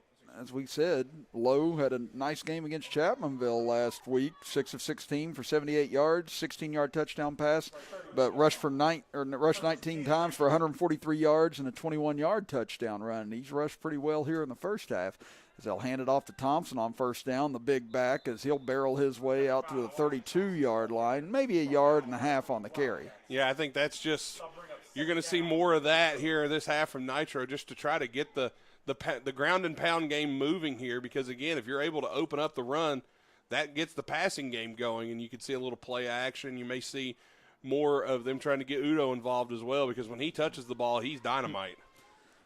As Lowe in the shotgun again, one receiver to each side. He has it back in the backfield as Thompson. They pick up the blitz, throw it towards Udo, but off his hands, as it was a little behind him that time, but still a ball that you feel like he knows he could have grabbed. Yeah, he should have had that one, Chris. He got his hands on the ball there, and you saw him look at his hands afterward. And, again, that's one that Udo should have had, but, again, now that pins Nitro third and about 8. So here we go, a big 3rd and 8 to open up this third quarter. Logan leads it 22-7. And both teams have turned it over multiple times on downs in this game, but Nitro trying to keep their first drive alive in the second half, as they'll flip it back to Myers on the reverse. He's got some room if he gets a block. Does so on Myers. Now here comes another Logan man up and makes the tackle, but they're going to give him the first down by about half of a yard at the 42. It may have been a little bit of a generous spot there, but yeah, I thought so too. But that's a first down, and that's the same play they ran, Chris, back in the first half that Micaiah Adams just broke loose on and stopped him for a loss. You see the difference there as they run the reverse, good pin down block, and then they're able to block Adams. And then, again, that's a really generous spot Nitro got, I think. Well, now Lowe will take it on first down. He's hit right as he gets back to the line of scrimmage, as Logan able to break through and make the tackle. Nice job there by the Logan front. Looked like Thompson actually blocked a man, and on his way down, he just grabbed the runner because he was going flat back down, but the runner may have tripped over him, and that's a tackle. So now Nitro, again, from the same spot they were in. So we are 90 seconds left or gone here in the third quarter. Wow, that was quick. Yeah, I was going to say, that was talk about a quick quarter. Wow, that's the fastest quarter of football I've ever seen. On 2nd and 10, Lowe will roll out near side, still looking, now under pressure from behind. He can't get away as he's tackled from the shoestrings. Great pursuit that time by the Wildcats, as Tristan Burgess, the junior, able to get him for about a 4-yard sack. I bet if you could have zoomed in on Burgess's eyes when he saw Lowe, I bet they looked like silver dollars, because he saw him there and he knew he had him if he doesn't take off. So that's why he went for the feet there. So nice tackle by Burgess and great pursuit. He came all the way over from the opposite side of where Lowe was. Yeah, I was going to say the same thing there, Nathan. You saw it on our replay on Video Productions. He came from clear across the other line of scrimmage to do that. He had to run from Walgreens to get him. So now 3rd and 14. Lowe under pressure again, tries to sidestep a man, and he has nowhere to go but out of bounds as Townsend helped get him to the sideline, and that'll be another sack and a loss of about 5. Yeah, and that's going to bring on the punt team, and Logan does a great job stalling this Nitro drive, which had some promise from the beginning. So now Nitro will punt it away, and the Wildcats will try to get and widen this lead a little more. It's 22-7. Logan leads it, and they get much-needed stop here on the opening possession of the third quarter, as Lowe will be back to send it away. 2 men back for Logan to receive. As pressure comes, almost got there as it gets away. He takes a couple of hops of slack off of his shoulder pads, but he's able to get back onto it at the 37, close to the 38-yard line of Logan. Yeah, it's smart play by Slack just to dive on the ball there, as it looked like Slack muffed it a little bit, but then instead of trying to pick it up and make something happen, just get on the ball and let the offense go to work. So here come the Logan Wildcats back out. We'll see if we got Jordan Hayes or not, and it does appear he is back out. Again, 3 touchdown passes, 2 interceptions in the first half, and Hayes had a couple of nice runs as well. But as we said, after he got that injury against Man on Wednesday night, they said that his foot swelled up about as big as a baseball, but he was able to get it into that cleat, and he's been fighting through it all evening long. Yeah, and he's done a great job, Chris. He really has. Logan going right to left here in the third quarter, and an illegal motion penalty against Logan.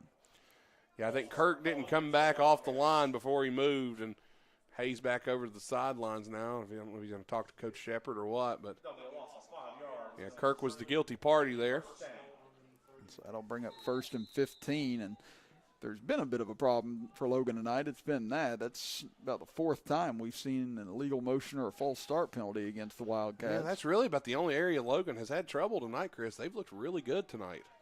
So 8:51 to go in the third quarter. Logan leading it 22-7. Both teams coming in at 0-4, trying to pick up their first win of the season. As Hayes in the shotgun, 2 receivers to each side. And now we get a whistle, and another flag comes down, and this is going to be a delay of game. Yeah. So, wow, what a bad way to start the third quarter for Logan's offense. Going the wrong way here are the Wildcats, especially after getting a penalty. So that's 1st and 20 now for Logan. And linebackers are playing up, and there's about a 10 to 15-yard gap between your linebackers and your free safeties. If I'm Logan, I may think of sending a slot receiver over the middle of the field here. There's going to be room for it. Again, it's been open thus far today. Let's see what they choose to attack. They're going to go deep on a wheel route, almost intercepted. Oh, wow, no flag. And it looks like the Logan receiver is hurt here. That might be slack. That was slack, as he's down. I thought maybe a defender might have jammed him a little bit there, but officials say no flag. Let's see now as the crowd holds their breath, as they know this player right here, he's a special talent for this team. They're going to need him. Again, Aiden Slack has 2 touchdowns tonight receiving and has punted and kicked the ball very well. But let's see here on the video productions instant replay if we can tell what happened. Looks like he got tied up with the person out there, and it looked like a helmet might have caught his hand right there whenever he was coming back across trying to dive to make that interception. So his hand may have made contact with that diving attempt on the helmet. Either that or maybe he just got the breath knocked out of him. Looks like he's okay. He's walking off. Yeah, I don't think he come in contact with the player there, but yeah, it looked like the safety was coming over to try and make the interception, and as he dove for the ball, Slack's hand was there and just ran into it full speed. Well, if that's a hand injury for him, then it might hurt him quarterbacking and even punting or running or throwing tonight. You know, he does a little bit of everything, catching the ball, but hopefully he's just stubbed up a finger or something. It's nothing major. And again, that's if you stub up a finger, if you've ever been hit with a basketball when you're shooting outside and stubbed up a hand, it'll feel like you've broken your arm almost. Yes, Maybe that's just me. Maybe I'm a wimp. I don't know, but it hurts. Well, now it's going to be 2nd and 20 for Logan from their own 23-yard line. That snap comes back to Hayes. He'll pitch it for Kirk. He's got nowhere to turn to right now, and he's going to get slammed to the ground. And that'll be, it looks like maybe a loss of 1 on the carry and bring up 3rd and 21. Yeah, 3rd and 21 now from Logan, and I think you're just going to try and maybe hand this off. And like I say, well, I don't know if you can even punt right now. Your punter is over on the sidelines with a hurt hand. So now you got Kirk limping Kirk's around a little still. hobbled, but he's going to tough it out. Your quarterback's been hobbled the whole game. My goodness, Chris, they may put me and you in here in a minute. Oh, Lord, that's what I said. We don't want to see that. Two games in 3 days. Not surprising to see these banged-up players starting to develop here as Hayes back to throw, fires over the middle and incomplete. And, boy, he had Townsend there, but just overshot him, and that'll bring up 4th and 21. Luckily, that ball didn't – that one could have been easily picked. Luckily, Townsend there was on the slant route, and the safety was over on the opposite side. So, no pick there. And now let's see if they send Slack in to actually punt. Looks like they will. Kirk hobbling to the sidelines. Hayes hobbling to the sidelines. Logan's going to have to hit the ice bath here after this one. Yes, thankfully Slack able to come back out here. Yeah, we'll see how he's able to handle this. Yeah, he should be okay. That's good news. 7:59 left in the third quarter. Logan leads at 22-7. He makes the grab pretty easy and puts his right foot into it. High spinning kick. Comes down, takes a nice Logan roll inside the 40, inside the 35, inside the 30. Wow. And it'll die at the 29-yard line. Great job by Slack flipping the field position there. And it's crazy to think that he's just a sophomore. Like, he's punting like that. He's running like he does. He's just a sophomore. He's still got a couple of years left here. And, man, when he's a senior, he's going to be something else to watch out there. Yeah, that's it. He's got a lot of promise in every sport. And as we mentioned Wednesday night, his best sport may be baseball. And he didn't get a chance to show that off this year. But that Logan baseball program is going to be raring to go. Oh, yeah. I can see Kevin Gertz and company licking their chops waiting to get back on the diamond this year. Now 1st and 10 for Nitro at their own 29-yard line. Quick throw to the near side, completed to Myers. He's tackled immediately by, looked like Townsend got him, and he did, but that's going to be a gain of 7, close to 8. Yeah, good tackle by Townsend to bring Myers down, but Myers just took off on that man coverage, just sat down on the route, waited for the ball to get there and braced for impact. Good play. And now we're getting the clock rolling, all right, as we've already went through about half of this quarter. Now 2nd down and 2 for Nitro. Again, going left to right across your computer screen and radio dial as they give it off to Thompson. Ooh. He runs over one man, still on his feet, as he gets out across the 40 to the 45-yard line. And, man, he's ran the ball about 3 times, and each time it's been a punishing run. Yeah, Mike Allstott down there running the ball. My goodness, just lowering the shoulder and bring me down if you can. What's the old saying in football? Low man wins. Yeah. Well, it didn't happen that time. The low man got trucked. You'll see it on our video. You saw in our video productions replay there. The ball just got, the shoulder went down, and Thompson kept trucking. Now it'll be 1st and 10 for Nitro at their own 45-yard line. 7 minutes to go in the third, as Lowe will keep it off the left side, but he's hit it right at the line of scrimmage, and that'll go for no gain. Yeah, good play by the defense there for Logan, snuffing that play out and getting in there and stopping Lowe before he can get going. Defensive line putting a lot of pressure in there, and you got to tip your cap to them. I believe Maynard and company down there are doing a good job. So here they come to the line of scrimmage again, trailing it 22-7. Both these teams searching for their first wins of the season. As Lowe in the shotgun. Has 2 receivers up top. Logan crowding the left side of the scrimmage here, and they'll throw it over the middle. Completes it to Udo. He breaks out of a tackle. He's off to the races inside the 40. Slams on the brakes. Now cuts back inside. Now finds a little more of a crease inside the 30, and finally goes down at about the 26-yard line of Logan, a gain of 31. Good play by Udo there as he just caught the ball over the middle of the field, and Logan tried to make the tackle. Wasn't happening. Udo just throwing people off of him. You'll see it on our video productions replay. It was right over the center of the field. Good coverage. Udo just bigger than everybody and just makes everybody miss. Good play for Nitro there as they keep this drive going, and they're down now deep in Logan territory. He caught that at the Logan 47 and was able to turn that into 21 yards after catch there with a couple of great moves. So we talked about how quiet he was in the first half. Well, he made his presence known there as they give it off to Lacey on the inside handoff out of the shotgun, as he'll fall inside the 25 to about the 24, a gain of about 2 on that carry. Well, and I think that catch for Udo became possible because Nitro has been able to get the ball and able to get past the line of scrimmage running. They've been able to really get those runners going, and because the runners are getting going now, the passing lanes are starting to open up a little more. Logan's having to respect Nitro's run game. As up to the line of scrimmage, Lowe comes, 1 receiver to each side as he's back to throw, steps up, goes deep downfield, but he overshoots his man, incomplete by about a good 10 yards. Yeah, that one would have needed Michael Jordan in Space Jam to complete that one. He just missed him there. Good route run, good coverage from Logan, though, to keep the man from getting to the point where he needed to be. 3rd and about 8 now. This is definitely 4-down territory for Nitro as they try to claw back into this one. And again, it's been that way all night for Lowe.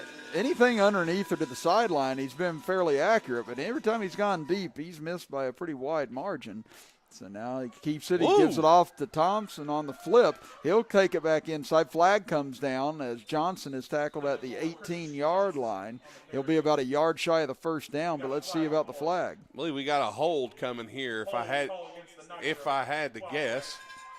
And it will be a hold, as you see on our video productions instant replay. It's a good parting of the Red Sea there on the left side, but apparently for good reason. Yes, absolutely.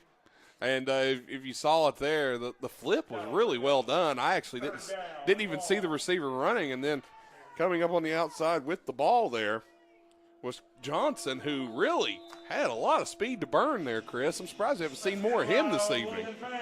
So now it's going to bring up 3rd down and 17 here for Nitro from the Logan 33-yard line.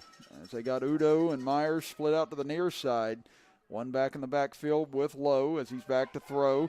Under pressure now as he's flushed out to the near side. Fires towards the sideline and incomplete as it's well short of Myers as he's slow to get up, and that brings up 4th and 17. Yeah, and Myers had one-on-one coverage with Townsend on the edge. Udo had 3 guys on him over the middle of the field. They were not letting him get the ball by any stretch, and Lowe tried to get it to the only man he could. Townsend with good coverage. So this is 4-down territory here for Nitro. Again, really no benefit in punting it away here. Nah, maybe it's about 10 yards roughly if it goes into the end zone. So this will be a heave up here, and let's see what they go with, or they try and get Udo underneath to try and break free. Back to throw is Lowe. He'll go for everything down the left sideline, and penalty, incomplete. No. Yeah, okay, incomplete.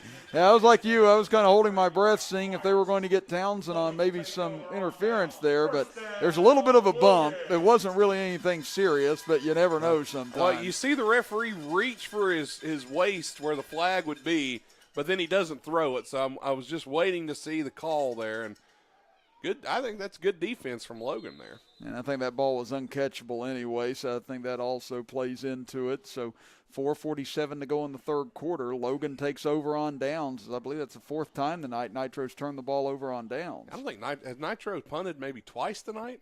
I believe so, yeah. I think 2 punts for both sides this evening. So it'll be 4:47 to go in the 3rd, 22-7. Logan still leads Nitro. And now we get a whistle. We got illegal formation. No, delay of game. Wow, again, another delay of game. Again, wow. Logan really shooting themselves in the foot here with some of these procedure and delay of game penalties in the 3rd quarter. Yeah, I'm surprised by that. Usually on a turnover on downs, don't see that one very often.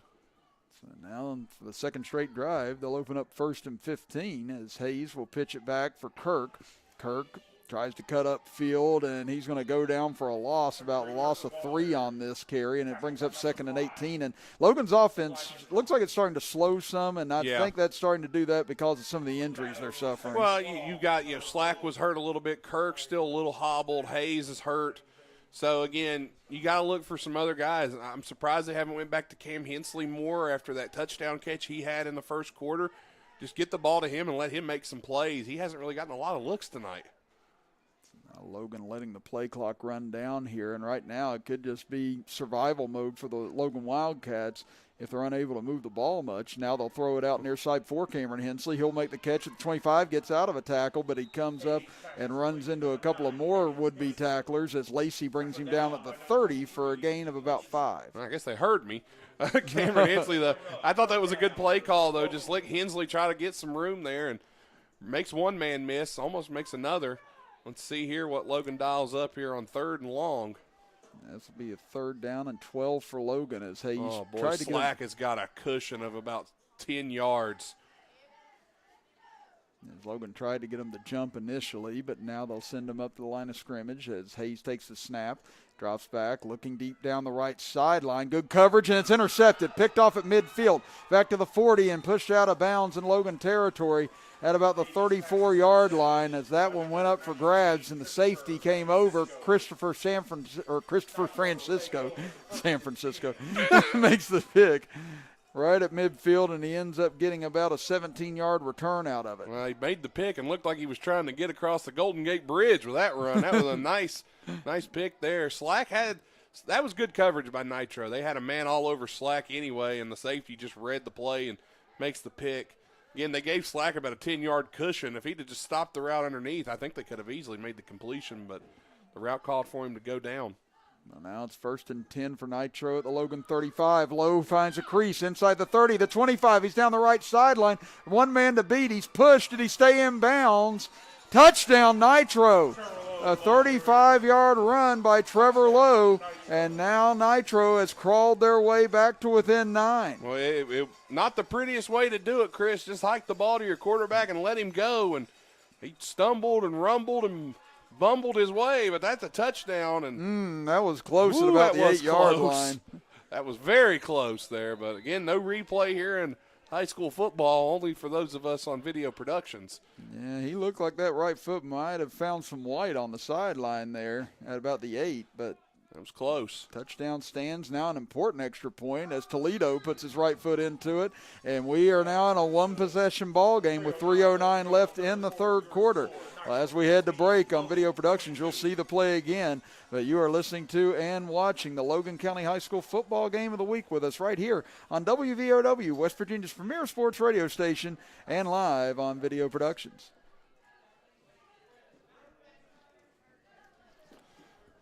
Kinzel Law Office is a local firm located at 36 Adams Street in Chapmanville. Rob Kinzel has been practicing law in Logan County for over 15 years and is dedicated to providing quality legal representation for personal injury, criminal defense, and family law for individuals and families throughout southern West Virginia. Call Kinzel Law Office today to set up your free consultation. Rob Kinzel, quality legal services close to home. Our world has changed a lot in a short time, but your health and safety remains our #1 priority. We have the supplies needed and processes in place to keep you safe. We've implemented visitor restrictions and we are reducing physical contact as much as possible. Patients and employees are required to wear masks for your protection and theirs. And your care team is screened daily. So don't wait to get the care that you need. Logan Regional Medical Center, always here for you. Logan gets the return out across the 30 to about the 31-yard line, and they'll open up shop 1st and 10 with 3:03 to go in the third quarter. Nathan Bush and Chris Kidd here with you from Willis Nesbitt Stadium. And, again, Logan has not had much success on offense thus far in the second half, Nathan. No first downs yet, and right now they need to find a way to move the ball because Nitro has the momentum. Yeah, Nitro's taking the momentum, Chris, and Logan, again, the injuries, I think, are starting to play a factor here as we get deeper into this ball game. Logan needs to try and put a long drive together here. Well, they're going to use Aiden Slack in the shotgun here on first down. Tries to get to the left side, but he's going to get slung to the ground after about a yard gain. Yeah, and, again, they try to use Slack there out of the Wildcat formation, and Nitro ready for it. Slack just could not get past the second level. Had plenty of blockers out in front. Just Nitro was able to get there in pursuit, and they're keeping Slack in at quarterback. He's got an arm, so don't be fooled that he's just going to run. He can definitely throw the ball. Well, that was quarterback to quarterback there, as it was Lowe who made the tackle on Slack, as he'll hand it off here to Kirk, trying to get out to the right end. But once again, a slew of Nitro tacklers there waiting on Kirk. He picks up close to 2 yards on the carry out to the 34, but that sets up 3rd down and 7 for Logan. Here comes Hayes hobbling back to the field. We're going to have to God, he looks in so much pain. He looks like he's hurting so bad. Like, if you're not watching on Video Productions, if you're just with us on the radio, he is really hobbled coming back into this game. It is. It's painful watching him. Honestly, it reminds me of the Byron Leftwich at Marshall. Yeah. That's kind of what it reminds me of. It does. It's painful watching him right now. So the kid's just showing so much moxie to come out here and continue to fight in this game. Does he have a completion in him here on 3rd and 7? They fake the handoff. He steps up. He takes off somehow. And, he's brought down from behind. And they're going to call that a horse collar. Yeah, so the flag does come in here. And you've got a Nitro player down for a moment, but now helped up. That's Lacey. Yeah, I saw the flag come in late. They're either calling that a face mask or a horse collar. Yeah, personal foul. Horse collar. Yep, against Nitro here. And again, Hayes was brought down at such an awkward angle there. I mean, it's, right there. You hate to see him even take off running right now. You can almost feel the pain yourself. And again, he was brought down and just so violently jerked back there, even with his feet. You start to feel it for him. But that does keep the drive alive for Logan out there. But if you told him his running would keep the drive alive, he'd do it again every time. Well, that's what I said. You're not stopping him tonight. No, gutsy young man. So now 1:20 to go in the third quarter as Hayes still in here. He'll roll out to the far side. Tried to hit Slack towards the Logan sideline, but incomplete. Brings up 2nd and 10. And it's amazing to see Chris Hayes on the sidelines. He looks like he couldn't even go pick up the mail at the mailbox if he had to. Then as soon as the ball is snapped, he transforms. He turns into a different player, and he's running, he's moving, and he's able to find that adrenaline rush to deliver the ball. Now they are nearing midfield here, leading Nitro 22-14. It was a 22-0 Logan lead in the first half. Now you have Slack back in at quarterback here. They're going to run the play clock down a little bit, I think, here. Again, game clock not running on this, so I guess they're just trying to get a new play in or a new look. They're down to 8 on the play clock now. And Slack gets Kirk in motion with 3 on the game play clock as he gets it off. Now Slack will throw over the middle and incomplete. Oh, Cameron Hensley had his hands on it, but couldn't come up with it, and that brings up 3rd and 10. Yeah, and that was the right play call there as Hensley was able to get out there and had his hands on the ball. Looked like he was going to come down with the completion. I don't know if maybe there was a jersey tug or something. Hensley wanted a flag, but no can do, says the official. Now it's 3rd and 10. See what Logan dials up here. Slack stays in at quarterback. And that was a very well-thrown ball by Slack. Slack, as you mentioned, stays in here at quarterback on 3rd and 10. 2 receivers up top, 1 to the bottom. Logan going right to left as Slack rolls out, looks back, throws into the middle of the field and intercepted. No, dropped. Oh, my goodness. And that had 6 points written all over it. If that ball is hung on to, the same man, Christopher Francisco, who made the pick a moment ago, had a gimme pick here. Oh, yeah. And that would have been 6 the other way. Oh, boy. Absolutely. You see the frustration that he exuded there because he knew he had it because every other receiver for Logan was on the other side. The only man that could have possibly made the tackle might have been Slack, but, oh, man, that was a gimme for Nitro. They're going to want that one back. Well, now Logan will punt it away. And pressure coming, but Slack able to get it away, and this is going to be a beauty. It's hopping down now inside the 10, inside the 5, and Logan is there to gather it as it's going to die at the 3. The second time tonight that Slack has pinned Nitro inside the 5. Excellent kick from Slack, and that's about the second time tonight that we've seen Isaiah Elkins rush the punter and nearly come up with a block. He came really close there. Slack lucky to get that one off. Now Nitro going to have to go the length of the field if they're going to want to have a chance at tying this game up on this drive. You got 53.8 seconds left in the third quarter. Again, Logan opened up a 22-0 lead. Nitro was able to score a touchdown before the half and now able to strike again here in the third quarter as they keep methodically working their way back into this game. So now Lowe, who had the 35-yard touchdown run a moment ago, takes it from the shotgun, gets out of his own end zone, takes it across the 5, now out to the 10, still on his feet, breaks out of a tackle. He's to the 20, down to the 25, and he's finally tripped up as he goes out of bounds along the Nitro sideline. And that was an impressive run from Lowe as he was just bouncing off guys as they were trying to make tackles. Lowe just kept his feet moving the whole time, and that right there is going to give Nitro great field position now moving forward as they cover 27 yards on that run for Lowe. Yeah, you're seeing a lot of tired arm tackling now from Logan. And you know that game the other night playing a lot into this. And we're going to get a timeout. So Logan burns their first timeout. Not a bad call here from Coach Shepard to take a timeout here. Get your guys to catch their breath because a lot of them are playing 2 ways. They're going to need a drink, catch your breath, and try to stop this Nitro onslaught that's been coming here in the second half.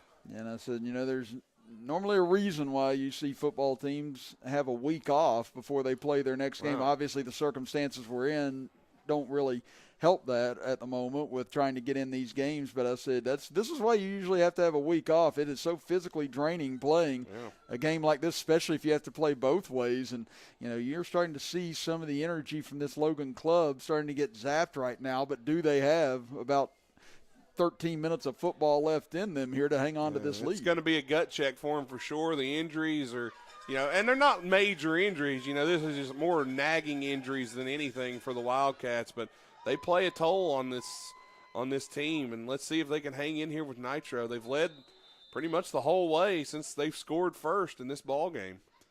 Now Nitro out of a hole to begin this drive. They're at their own 30. They give it to Thompson, and Thompson's got a big hole across the 35, the 40, up the sideline, and finally brought down by Adams at midfield, a 20-yard gain. And Nitro is marching again down the field, low, handing it off there, and just letting Thompson pick up the pace and go. And he's really been the guy that's really fueled this Nitro start here. It was his running there in the second quarter that fueled a Nitro touchdown. So 2 plays from their own 3-yard line. They're out to midfield already. And they're out in the no huddle too. And I would push the tempo now if I was Nitro too, as they give it to Thompson. Again, he breaks out of a couple of tackles at the line of scrimmage and falls forward for about 4 yards. Yeah, and you're starting to see now Logan earlier was able to stop these running backs in the backfield, but now they're starting to move forward and fall forward. And just even that run right there that Logan played very well, Nitro got a gain of 4 just on Thompson kind of stumbling out of the backfield. And if I'm Nitro, I'm hurrying up here and trying to get another play off for the end of this quarter. They've got time. Down to 6 seconds. They do get it snapped. Lowe will keep it himself. He runs into a couple of men, falls forward, and he'll pick up about 5 yards down to the 41. And that will do it here in the third quarter, as Logan will take a 22-14 lead into the final 12 minutes.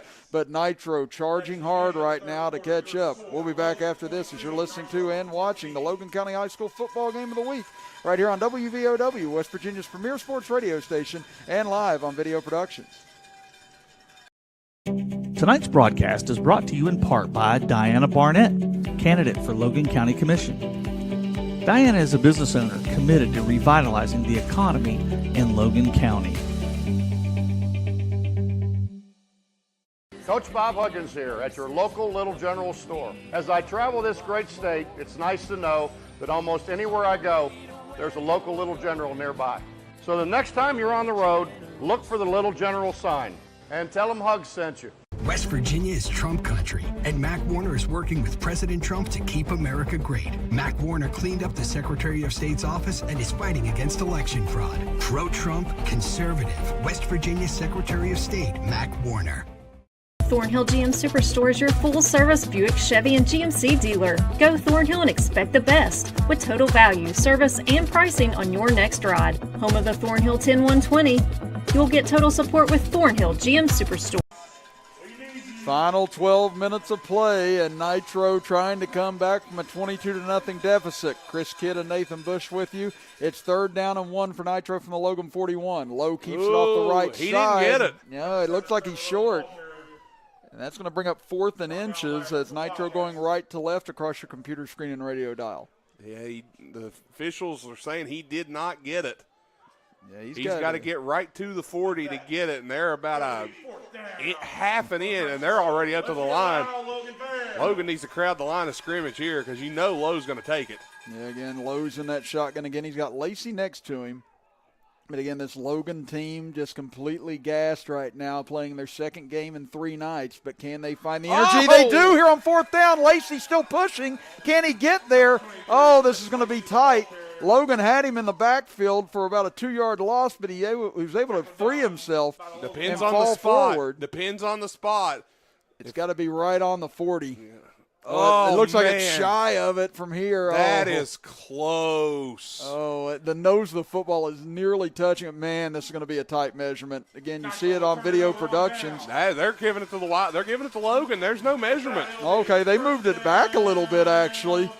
And so that does give Logan the stop, and man. What a huge stop that is for them. That right there, Chris, that could end up being the play of this game if Logan can hang on and win. That stop right there, because Nitro was on the move. And Logan has desperately got to start finding some first downs here on offense and keep this clock moving in the 4th. Wow, they got into the backfield in a hurry, and they did not allow Thompson anything. And great play from the Wildcat defense. And Logan leads at 22-14, 11-14 to go in the ball game. Slack at quarterback. Direct quarterback keeper. Oh, he takes a shot at the 42-yard line. Oh, as he gained about 1.5 yards, and he took one of the biggest hits we've seen this year by Gavin Williams, the sophomore. Yeah, but Slack is right back up. Credit him, tough young man. But what a shot from Williams there. You'll see it. You saw it on the replay there. Now let's see what happens on 2nd down. 2nd and 9. And again, if I'm Logan, I'm letting this play clock run. I'd run that play clock as low as you can get. They snap it with 17 on the game clock or play clock as Slack keeps it off the right side. He picks up about 2 yards here, and that'll bring up 3rd and 7. But, yeah, right now, if I'm Logan, I'm letting that play clock run down as much as humanly possible. Again, Chris, 10 and a half minutes. People are like, well, why would you run the play clock that low? When you've played 2 games in 3 days, that clock, if you got a lead, that clock is your friend. Yeah, you need that clock right now. Because Nitro's had the week off. Oh, yeah, Nitro, this is their first game this week. Now Slack does start to wait. And that's 15. what you got to do. Again, this is smart from Logan. Again, use as much as possible, down to 9 now. As we hit about 10 minutes to go in this game, again, shorten it as much as possible. As they snap it back, they shovel pass forward, but this goes nowhere, and a flag comes in. As Alawat comes up and makes the stop, Caleb Alawat, the junior.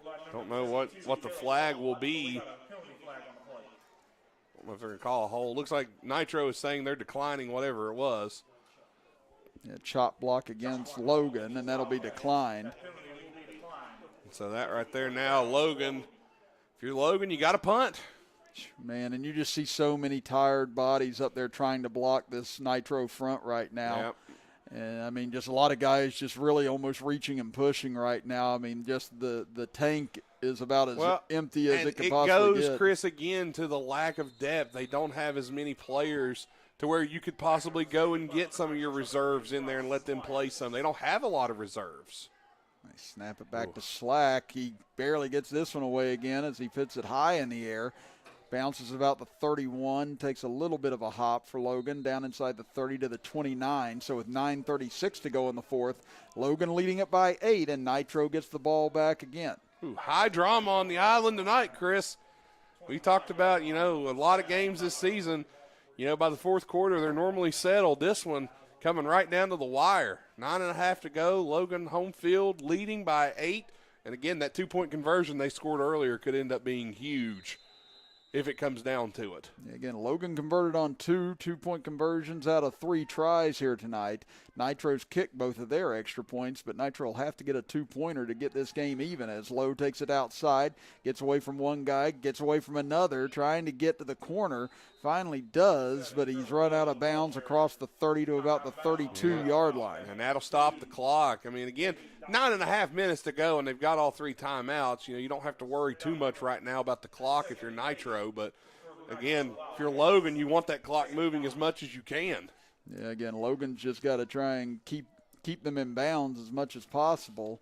See if you can strip that ball loose and see if you can come up with another stop. Again, they were able to do it on 3rd and 1 and 4th and 1 on the last drive, as Lowe will take it to the right side this time, cuts it upfield, and ball is out, but Lowe fell back right on top of it. Oh, he almost got the turnover they needed there, but ball popped right back into Lowe's breadbasket after a gain of 7. He got a lucky bounce there on that fumble because you can never control where a football is going to bounce. You'll see it here. Ball's loose there, and Lowe just picked it up on his way down.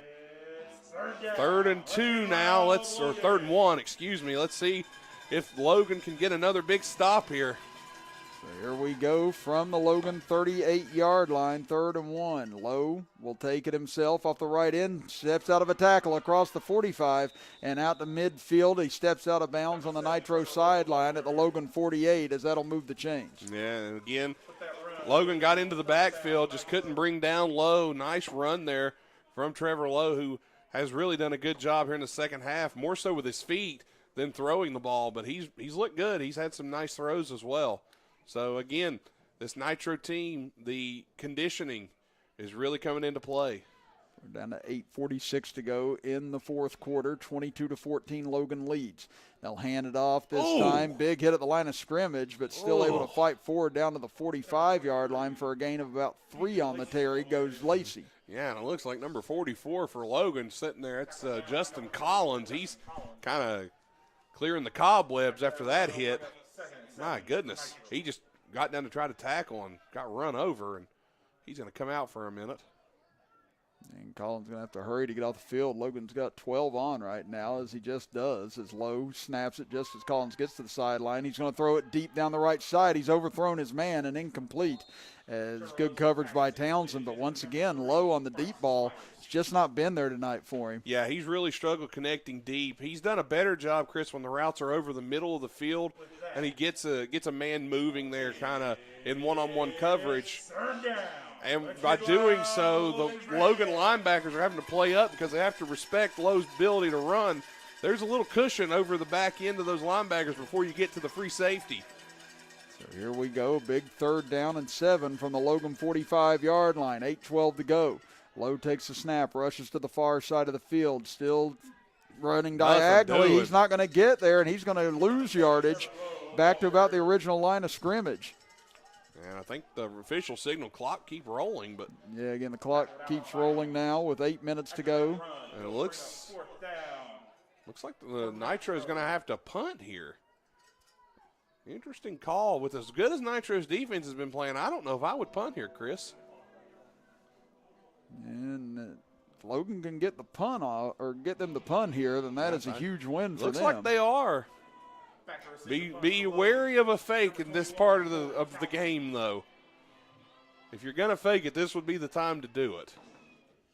As Lowe, quarterback, will pooch punt it away as it'll come down to the 20-yard line, takes a Nitro hop inside the 15. Stay away from it. Yes, Townsend got a little close to that, but thankfully doesn't touch him, as Logan will take over at about their own 9-yard line with 7:32 remaining. Yeah, you got to watch those punts. That ball bounces the wrong way and touches you. Ooh, it could have been bad, but luckily for Logan, ball downed. And let's see here. We've got Logan at about the 9-yard line. I couldn't really see the official there. And again, Logan still searching for some first downs. I think the only first down they've had here in the second half was on the horse collar call. You may be right. But I'll give them this, Chris. While that may have been their only first down, they've done a good job on defense of preventing Nitro from getting down the field. So the defense is bent but not broke. Now the offense has got to complement it. So, again, Hayes apparently out of this game now, as Slack will keep it himself, find some room across the 10, gets to the 15, and gets shoved out of bounds at about the 17-yard line. So a good gain of 8 on first down. Well, you think Hayes is out of the game. He might be out for now. You may see him come back in, though. Yeah, again, I think maybe the pain finally just it got to be too much for him, and I'd say the Logan staff probably just called it no moss as well after that. So it may be Aiden Slack who rides this game to the very end now for Logan. And Slack, I think, should have stayed in bounds there. He should have tried to dive forward and not go out of bounds just to keep that clock moving. Now 2nd down and 2. Slack looks to throw, fires towards the far side, completed. And at the 20-yard line, spinning loose and getting to about the 25-yard line. Nice job that time finding Hensley, and that'll move the chains for Logan. And that's a big first down. Big first down there. Ball spotted, clock will wind now. And if you're Logan, you can take this down under 7 minutes here, back to about 6:45 before you even got to snap it. So, again, Logan picks up a few first downs. They can put this game to bed. So, again, 20 on the play clock right now, and Logan is just standing up at the line of scrimmage. Just like I said, I like this. It's smart. It may not be exciting, but it's a chess match out there. It's smart. Again, you got the lead. You want to make life as difficult as possible for Nitro to have to make decisions whenever they get the ball back. As Slack will take the snap, quick throw to the far side, but low and incomplete. Yeah, I don't like a pass there on first down personally, Chris, because again, if that happens, then the ball stops the clock. And while that pass was there, it was pretty much the same play they got on the 2nd down there. But this time, I think you want to give the ball to Slack, or if Kirk is able to run, or haven't seen Colton Goldie run the ball much here in this one like he did the other night. You want to get your running backs going and try to just keep this clock moving. Again, they're creating safe throws for Slack wherever he's at right now. And, again, Slack will drop back here. He throws, goes down the left side and incomplete, but short with the pass. Man, it looked like somebody got stepped on there right on the hammy, or the hamstring, I should say. And trying to get Kirk. Yeah, Kirk, he's been hurt several times tonight, and he gets up. He's a trooper, man. Tell you what, you can say what you will about Logan, but they have got one tough football team. These kids are giving it all they got. Yeah, again, you had a lot of kids that either didn't come out or been injured and not been able to play, and you got a lot of players just like Nitro being forced to go Ironman football. And, with the second game in 3 nights, this Logan team trying to find the stamina to keep going, but a high snap, Slack over his head, able to go back and get it. Now he's just going to try and get back what he can, and it's not going to be much as he's going to lose all the way back to the 13-yard line, a loss of 12 on the play. Yeah, and that was just a bad snap. And now he's slow to get up. Yeah, he's a little slow getting up. He's up. He's okay. He might want to stay on the field if he can. He's going to have to punt. Yeah, again, now Slack's not in. Who punts in this Yeah, situation? I don't know. Do you have a punter now? You can't go for it here. Because if you go for it, I think this right here, if I'm Coach Shepard, this might be a time when I let that clock run down as low as I can and then take a timeout. Again, they call timeout here with exactly 6 minutes to go in the fourth quarter. I would have waited. They got 12 seconds on that play clock. I'd have drained it down. Yeah, that's what I said. Every little tick right now is going to be beneficial for Logan. I think they're going to try and see if they can get Slack healthy enough to get out there and kick, because they have to punt here. It's 4th and 22. There's no I don't think there's any way you can go for it at this part of the field. While we have a moment, just a reminder, this game brought to you in part by Nationwide Insurance, and Nationwide Insurance agent Greg Dalton is a proud supporter of Logan Wildcat Athletics and the community of Logan County. For auto, home, life, and business insurance, call the Greg Dalton Agency at 304-752-8300. Greg Dalton Insurance, with offices on Main Street in Logan and Main Street in Chapmanville. For all your sides, there is Nationwide. This is WVOW Logan. Well, again, halfway through the fourth quarter, 22-14. It's gotten kind of chilly down here tonight here at the football field, colder than it was earlier, and we've got a heck of a football game on our hands as Logan is trying to survive here against Nitro in the fourth quarter and get their first win of the season. And looks like they've got, I can't tell if that's Townsend back there to kick or that's Stone. Okay, excuse me. So Stone will be the one to punt it away now. Again, you've got Hayes out. You've got Slack hurt as Stone puts a spiral not into a the bad air. kick. And it lands at the 40. Ball's loose, and Logan picks it up. Wow. Logan has it. Oh, a muff punt by Myers, and Logan has it at the 41-yard line. Now that's a momentum shift if I've ever seen it, Chris.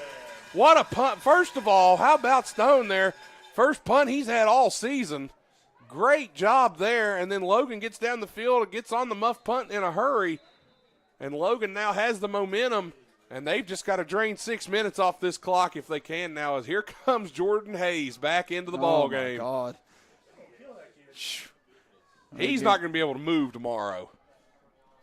And now you got Kirk limping off the field. You heard over to the other side. I mean, they don't have anybody else. I mean, there's nobody left. Hayes is going to keep it on the keeper over to the right side. They're ripping away at the ball, and Hayes is going to fall down after about a 3-yard pickup. And Logan is the definition of a staggered, punch-drunk boxer right now. Absolutely. Just staying on their feet, though, somehow not going down. This is one of the guttiest performances from a football team I have ever seen. And we hope there's no major injury to Slack, as now we've got Hayes back in the game. So now 2nd and 7 here. 15 on the play clock. Again, run this down right now. Absolutely. That's what they're doing. Logan waits down to 7 on the play clock. Now Hayes calls for the ball. It's a high snap. He's got to go back and get it somehow, and he's able to inside the 30. That's the second high snap in the last 3 for Logan, and that's going to bring up 3rd down and very long now for the Wildcats. The problem is, Chris, you've got 2 different quarterbacks that have been in and out here. You've got Slack, who's taller than Hayes, and you've got Hayes, who, the center has happened to get used to both quarterbacks, and it's really hard for him because one likes the ball maybe a little higher, one likes it a little lower. Really tough to do there. Now Logan again, run this play clock down. Try to get it to as close to 4 minutes as you can before you snap it. Down to 4.5 minutes to play. Logan still leading at 22-14. It's 3rd down and 20. Hayes will take the snap. Looking, he'll fire deep down the near sideline for Townsend. He makes the grab out of bounds, however. Great catch, though. I'll give Townsend all the credit in the world. That was a beautiful throw and catch, but just could not get that foot in bounds, as we'll look at it here on our video production replay. See, Hayes delivers. Townsend goes up, catches the ball, foot out of bounds. Good call by the official. Yeah, he tried to get it back across his body. He came close. He came close, but again, that was the right call. 4-17. Now here comes Stoner's back in, and he's hobbled. What is this? My goodness. Oh, my Lord. Every Logan kid you see down here right now hobbling around, and it's so painful. But now Stone's going to try and get it away with a hurt foot, and he does, and he gets a big one away. As it hops, lands at about the 37, picked up by Myers. He's grabbed from behind, still stays on his feet. He reverses field. Stutter steps at the 40, now trying to juke his way upfield, and he's finally brought down at the 45 by Colton Goldie. You know, I'm surprised we haven't seen Colton Goldie come in at quarterback, Chris. He played some the other night against Man, but Kirk is hobbled. Stone is hobbled. Slack is hobbled. Hayes is virtually a man on one foot. And Logan is clinging to an 8-point lead right now with 4 minutes to go and hoping this defense can get a stop. 4:02 on the dot to go, 22-14. Logan leads Nitro. Both teams 0-4, trying to find their first wins. And now Trevor Lowe trying to take his team 55 yards to pay dirt. Gives it off to Thompson on first down. The big back is upended for about a 3-yard gain on first down. Good tackle there by Logan's number 13, Braden Chambers, as he was able to stop Thompson before he could get any momentum going. Here comes the big man in the middle, Hunter White, checking back in, the senior, as he's going to try and clog up the middle so there's no room to run for Thompson. Lowe gets in the line of scrimmage on 2nd and 7, takes the snap, runs it near side. He's across midfield. He's got the first down and more, and he's brought down at about the 42-yard line of Logan after a gain of about 12. Chambers gets the stop again, but that's a first down. He gets out of bounds. Doesn't look like the clock will run. Nitro's got 3.5 minutes, 3 timeouts, to play with here. Logan's just got to come up with, I think, Chris, if they can get maybe another stop here, they may be able to nearly put it away, depending on how much time is left.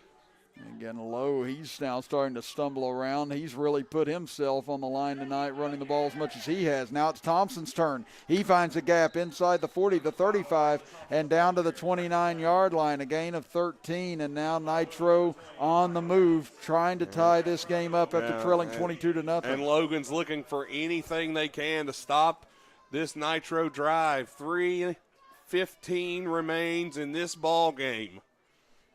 Now they get to the line of scrimmage, 1st and 10 at the Logan 29. Nitro going right to left across your computer screen and radio dial.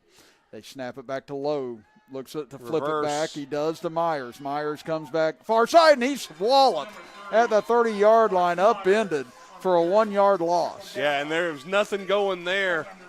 Logan did a good job sniffing that one out, and now the clock is under 3 minutes. Nitro's drive continues. Logan's defense just looking for that stop. They looked like Goldie and another Wildcat player that were able to deliver that hit. Goldie's about the only starter that's not limping. So now 2nd and 11 at the Logan 30-yard line, 2:34 to go. This time it'll be Lowe. Takes it off to the left side, following his blocker. Grabbed by the shoestring, and he's going to get brought down after about a 2-yard pickup. Great job that time by 44. For Logan. That's Collins, Justin Collins with a nice tackle, and that's 3rd down now and about 7. And again, on the clock reads 2 minutes and 10 seconds. And again, Logan clinging to this lead right now. Do they have 2 more stops in them here? Lowe looks back to the sideline. We fall under 2 minutes to play now. High drama. Lowe now ready to go. 1 receiver to each side. He'll take the snap. Under pressure. Steps up. He's hit, and he goes down back at the 35-yard line. Logan brought the pressure, and they were able to get home, and it'll bring up a 4th and 15 as a flag comes in late. If this is an unsportsmanlike conduct, this could be huge if it's on Logan. Let's see which way they signal here again. It would be 4th and 15. A very late flag. No, it's on Lowe. It's on Nitro. Wow. That's huge. Oh, it got so quiet here on that. You could have heard Flint hit the floor. And I could even hear the officials call. Let's see it here on the replay on Video Productions. Let's see what happens here. Looks like he had something to say to the official. Yes, something had to have been said because his actions weren't out of control by any stretch. He said something to the official, and now Logan, it's 4th and 30. All the Logan defense has to do is stop this, and they're taking. Oh, and Nitro burned a timeout there. Wow, that's big. Yeah, that's a massive timeout that they just burned. Do you have a 4th and 30 play in your playbook? I mean, Coach Dial down here, is there a 4th and 30 play somewhere deep in a playbook from a coach? He just Coach Dial just said throw it deep to the best player. So there's your coaching insight this week. That's honestly the best thing you can hope for, to be truthful. I'll tell you what, if you can get Lowe a chance and he can throw the ball up, Udo is 6'7", 200 pounds. He takes a jump ball. He's the guy I'm throwing the ball to right here. I'm covering him like on the episode of Friends where they covered Phoebe Buffet on the last play, just not allowing him to touch the ball at all. Oh, so man. I'm putting a couple of people in his direction. It looks like Logan is going to bracket him with a double team here. What a TV Land reference that was. Well, here we go. 4th and 30. Lowe drops back, looking deep, trying to buy time. Now throws back across the way and incomplete as he tried to get it to Udo. And now what happened here? It looks like a little bit of a skirmish after the fact, but thankfully no flags thrown. And that was a smart play there from Logan by number 14, Paul Fields, who was getting pushed out of bounds, being provoked, and he didn't do a thing. He just got up and ran to the sidelines. Tip of the hat to that young man, because if he retaliates there, Chris, that's a flag, and he did a great job. Yeah, he was in a joust with Caleb Alawat, and now Logan. Who's in at quarterback? There's Hayes.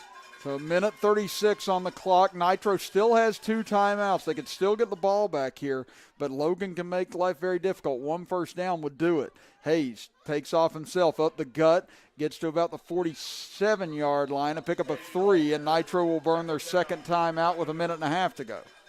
And Make them use them all. Look at Hayes. Hayes is still hobbled. I don't see Slack on the sidelines up. I don't know if he's going to be able to return. Probably not. Nitro's got 1 timeout left. 90 seconds remain in this ball game. And I'm telling you, Logan may get out of here with a win. That is a huge, huge play, especially the personal foul that happened there with Lowe. And, again, Chris, you mentioned it earlier. When the official made the call, it was the quietest I've ever heard this stadium. So I said, everyone was waiting with bated breath to see what that was going to be because it was such a huge flag to come in. Logan had gotten the sack, and it was going to be devastating to Logan fans if that would have been called on them. Yes, because that would have given Nitro new life and a first down, and Nitro kind of shot themselves in the foot there, but still time left for Nitro if Logan can't get this first down. So now Nitro down to 1 timeout. Logan. How about Jordan Hayes? Tip your hat to that young man. Again, Logan's got to stay in bounds here. Again, a first down, though, would end this contest. And they don't need to throw. They snap it back to Hayes. He'll keep it himself. They have a man behind him just to make sure in case there's a fumble or a high snap, and Hayes picks up about a yard. Timeout Nitro. We'll step aside for a quick 60-second break and be back after this as you're watching Logan Wildcat football with us right here on WVOW and Video Productions. I'm Rupee Phillips, your conservative candidate for state senate. For years, I have fought for your conservative values in Charleston.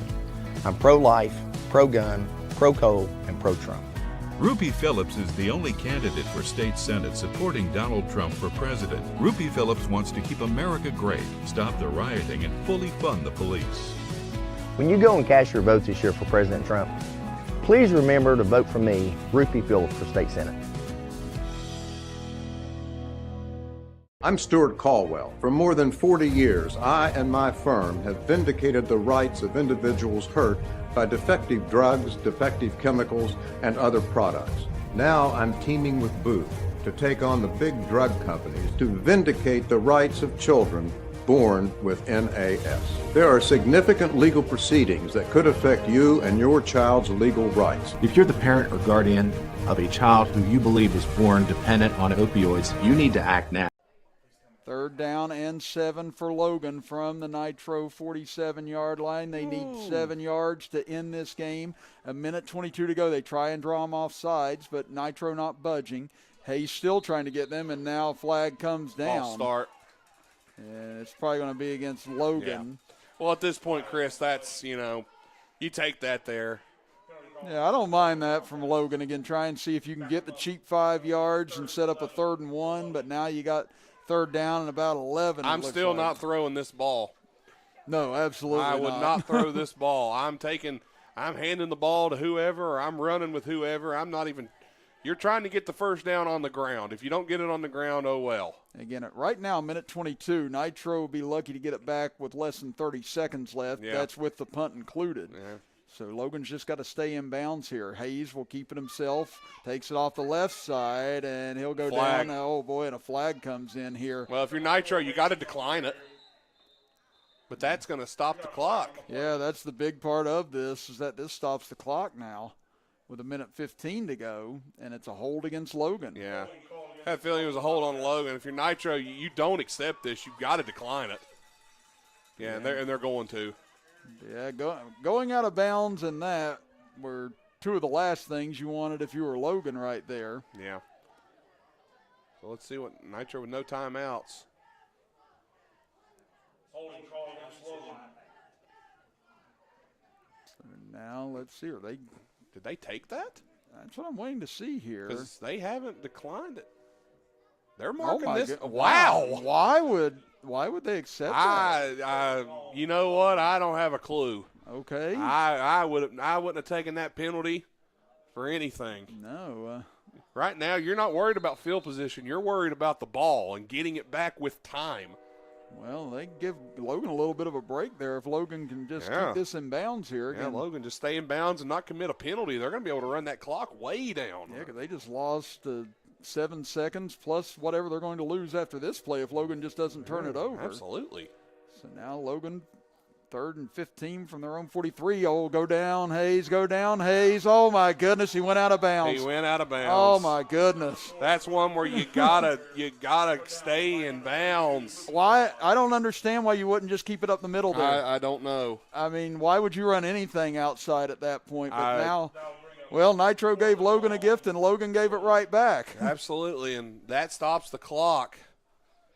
And now what we thought Logan could run the clock down to under 45 seconds.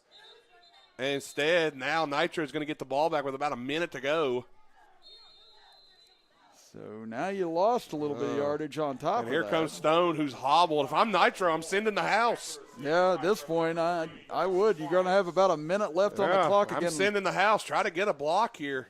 Here comes the pressure. It's picked up, and Stone doesn't get much on this. This is going to be good field position for Nitro. It takes a hop back, too, and they're going to have it at the 46. And now on top of this, Nathan, you could have had this clock down under 30 seconds to go. Yep. And now you've given Nitro an extra 30 or 40 seconds to operate with, and now they're near midfield. Yeah, they've got a good chance here, Chris. They have no timeouts, but they can go across the middle, they can go into the out of bounds. Like, they've got chances here, and they don't have that far to go. We've seen them complete some plays. Logan's hobbled. Let's see what they can do here, and they don't have their safety and slack out there. Get loud, Logan fans. Let's see what happens here. 1 minute to go. Here we go. 1st and 10 from their own 47, 59 seconds. Lowe throws to the sideline, completes it to Myers. He steps out of bounds. That'll be a gain of about 8. Perfectly executed. Absolutely perfect. If you're Nitro, that is the best possible play. You ran 5 seconds off the clock, and you picked up 8 yards. You can't draw it up better than that. That's it.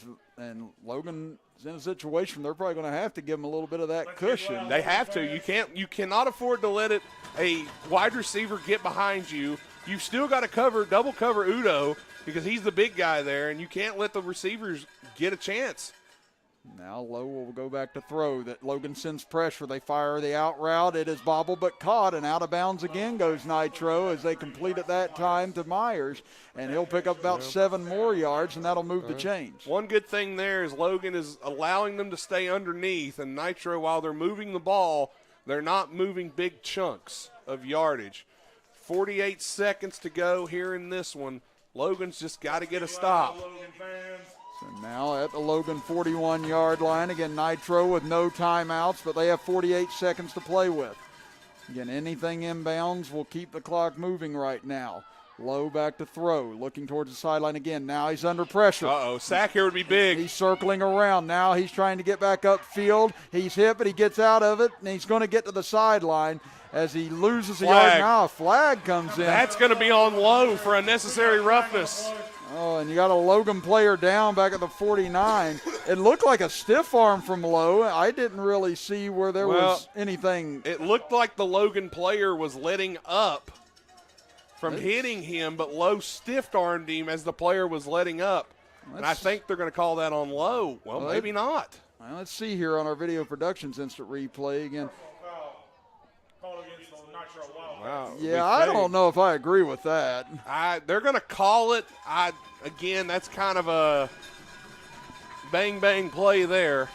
Yeah, that's huge. And you know what? Where Lowe earned that penalty was on the one that he earned about a minute and a half ago whenever he got the personal foul for saying something to the official. Yeah, I think you're right. Yeah, I think you're right. He earned that penalty with the one that he earned earlier. And I'm not saying that he earned it, but I'm saying that, whatever he said to the officials, those things can linger. I don't know if I would have thrown the flag there myself, Chris, but again, by the rule, it did look like unnecessary roughness. But, again, I don't think I could have thrown the flag there personally.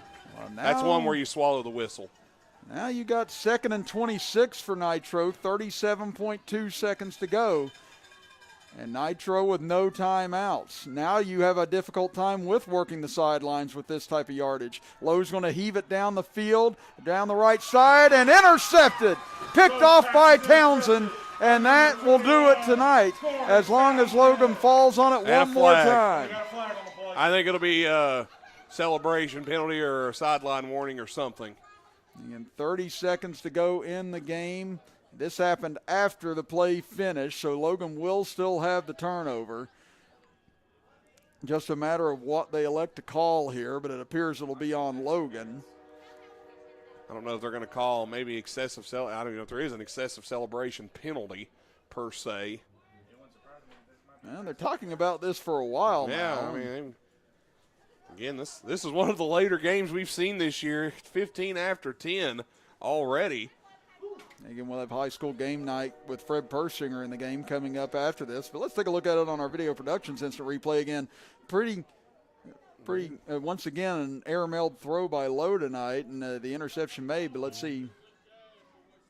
I don't know what they're going to call here. That should put the game to bed. Yeah, it's on Logan, but they will still retain possession here, so as long as Logan just falls on it one time, they will pick up their first win of the season. That's a huge play from Townsend and a huge win for the Wildcats. Chris, this one was fun. Yeah, again, we talked about how we've had a lot of blowouts the last couple of years, but tonight we definitely had a fun one on hand, drama filled throughout this entire second half.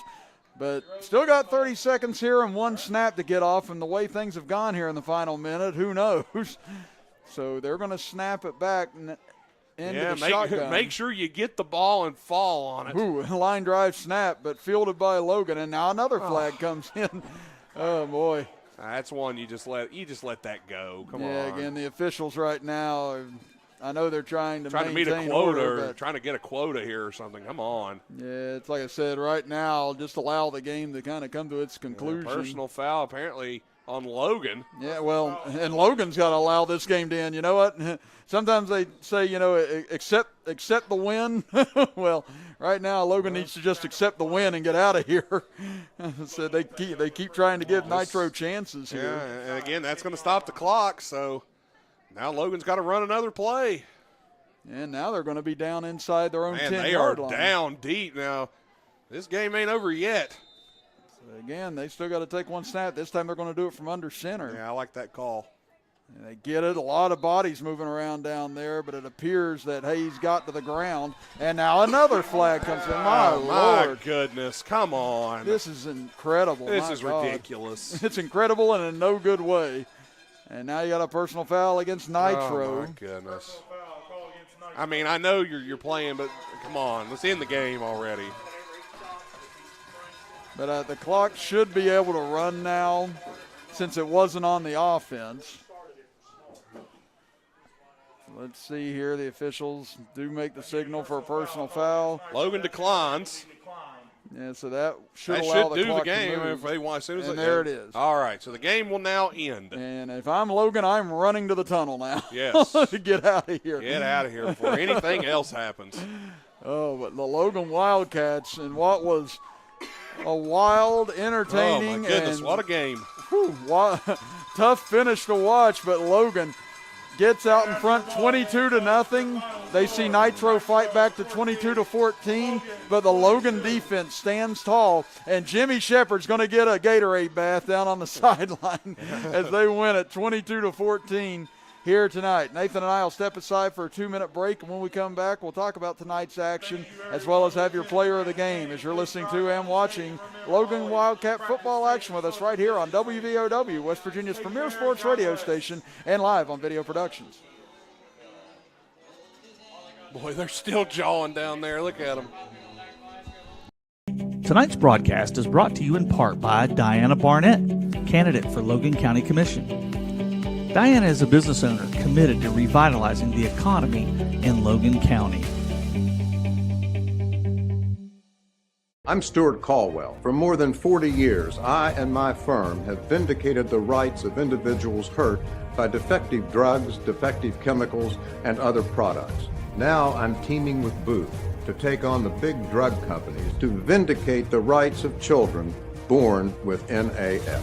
There are significant legal proceedings that could affect you and your child's legal rights. If you're the parent or guardian of a child who you believe was born dependent on opioids, you need to act now.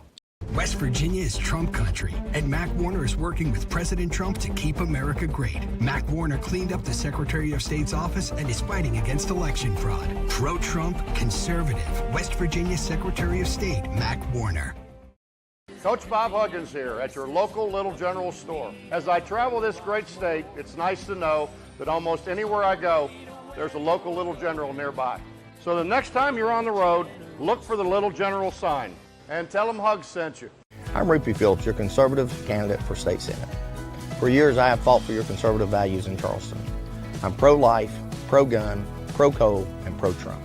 Rupee Phillips is the only candidate for state senate supporting Donald Trump for president. Rupee Phillips wants to keep America great, stop the rioting, and fully fund the police. When you go and cast your vote this year for President Trump, please remember to vote for me, Rupee Phillips, for state senate.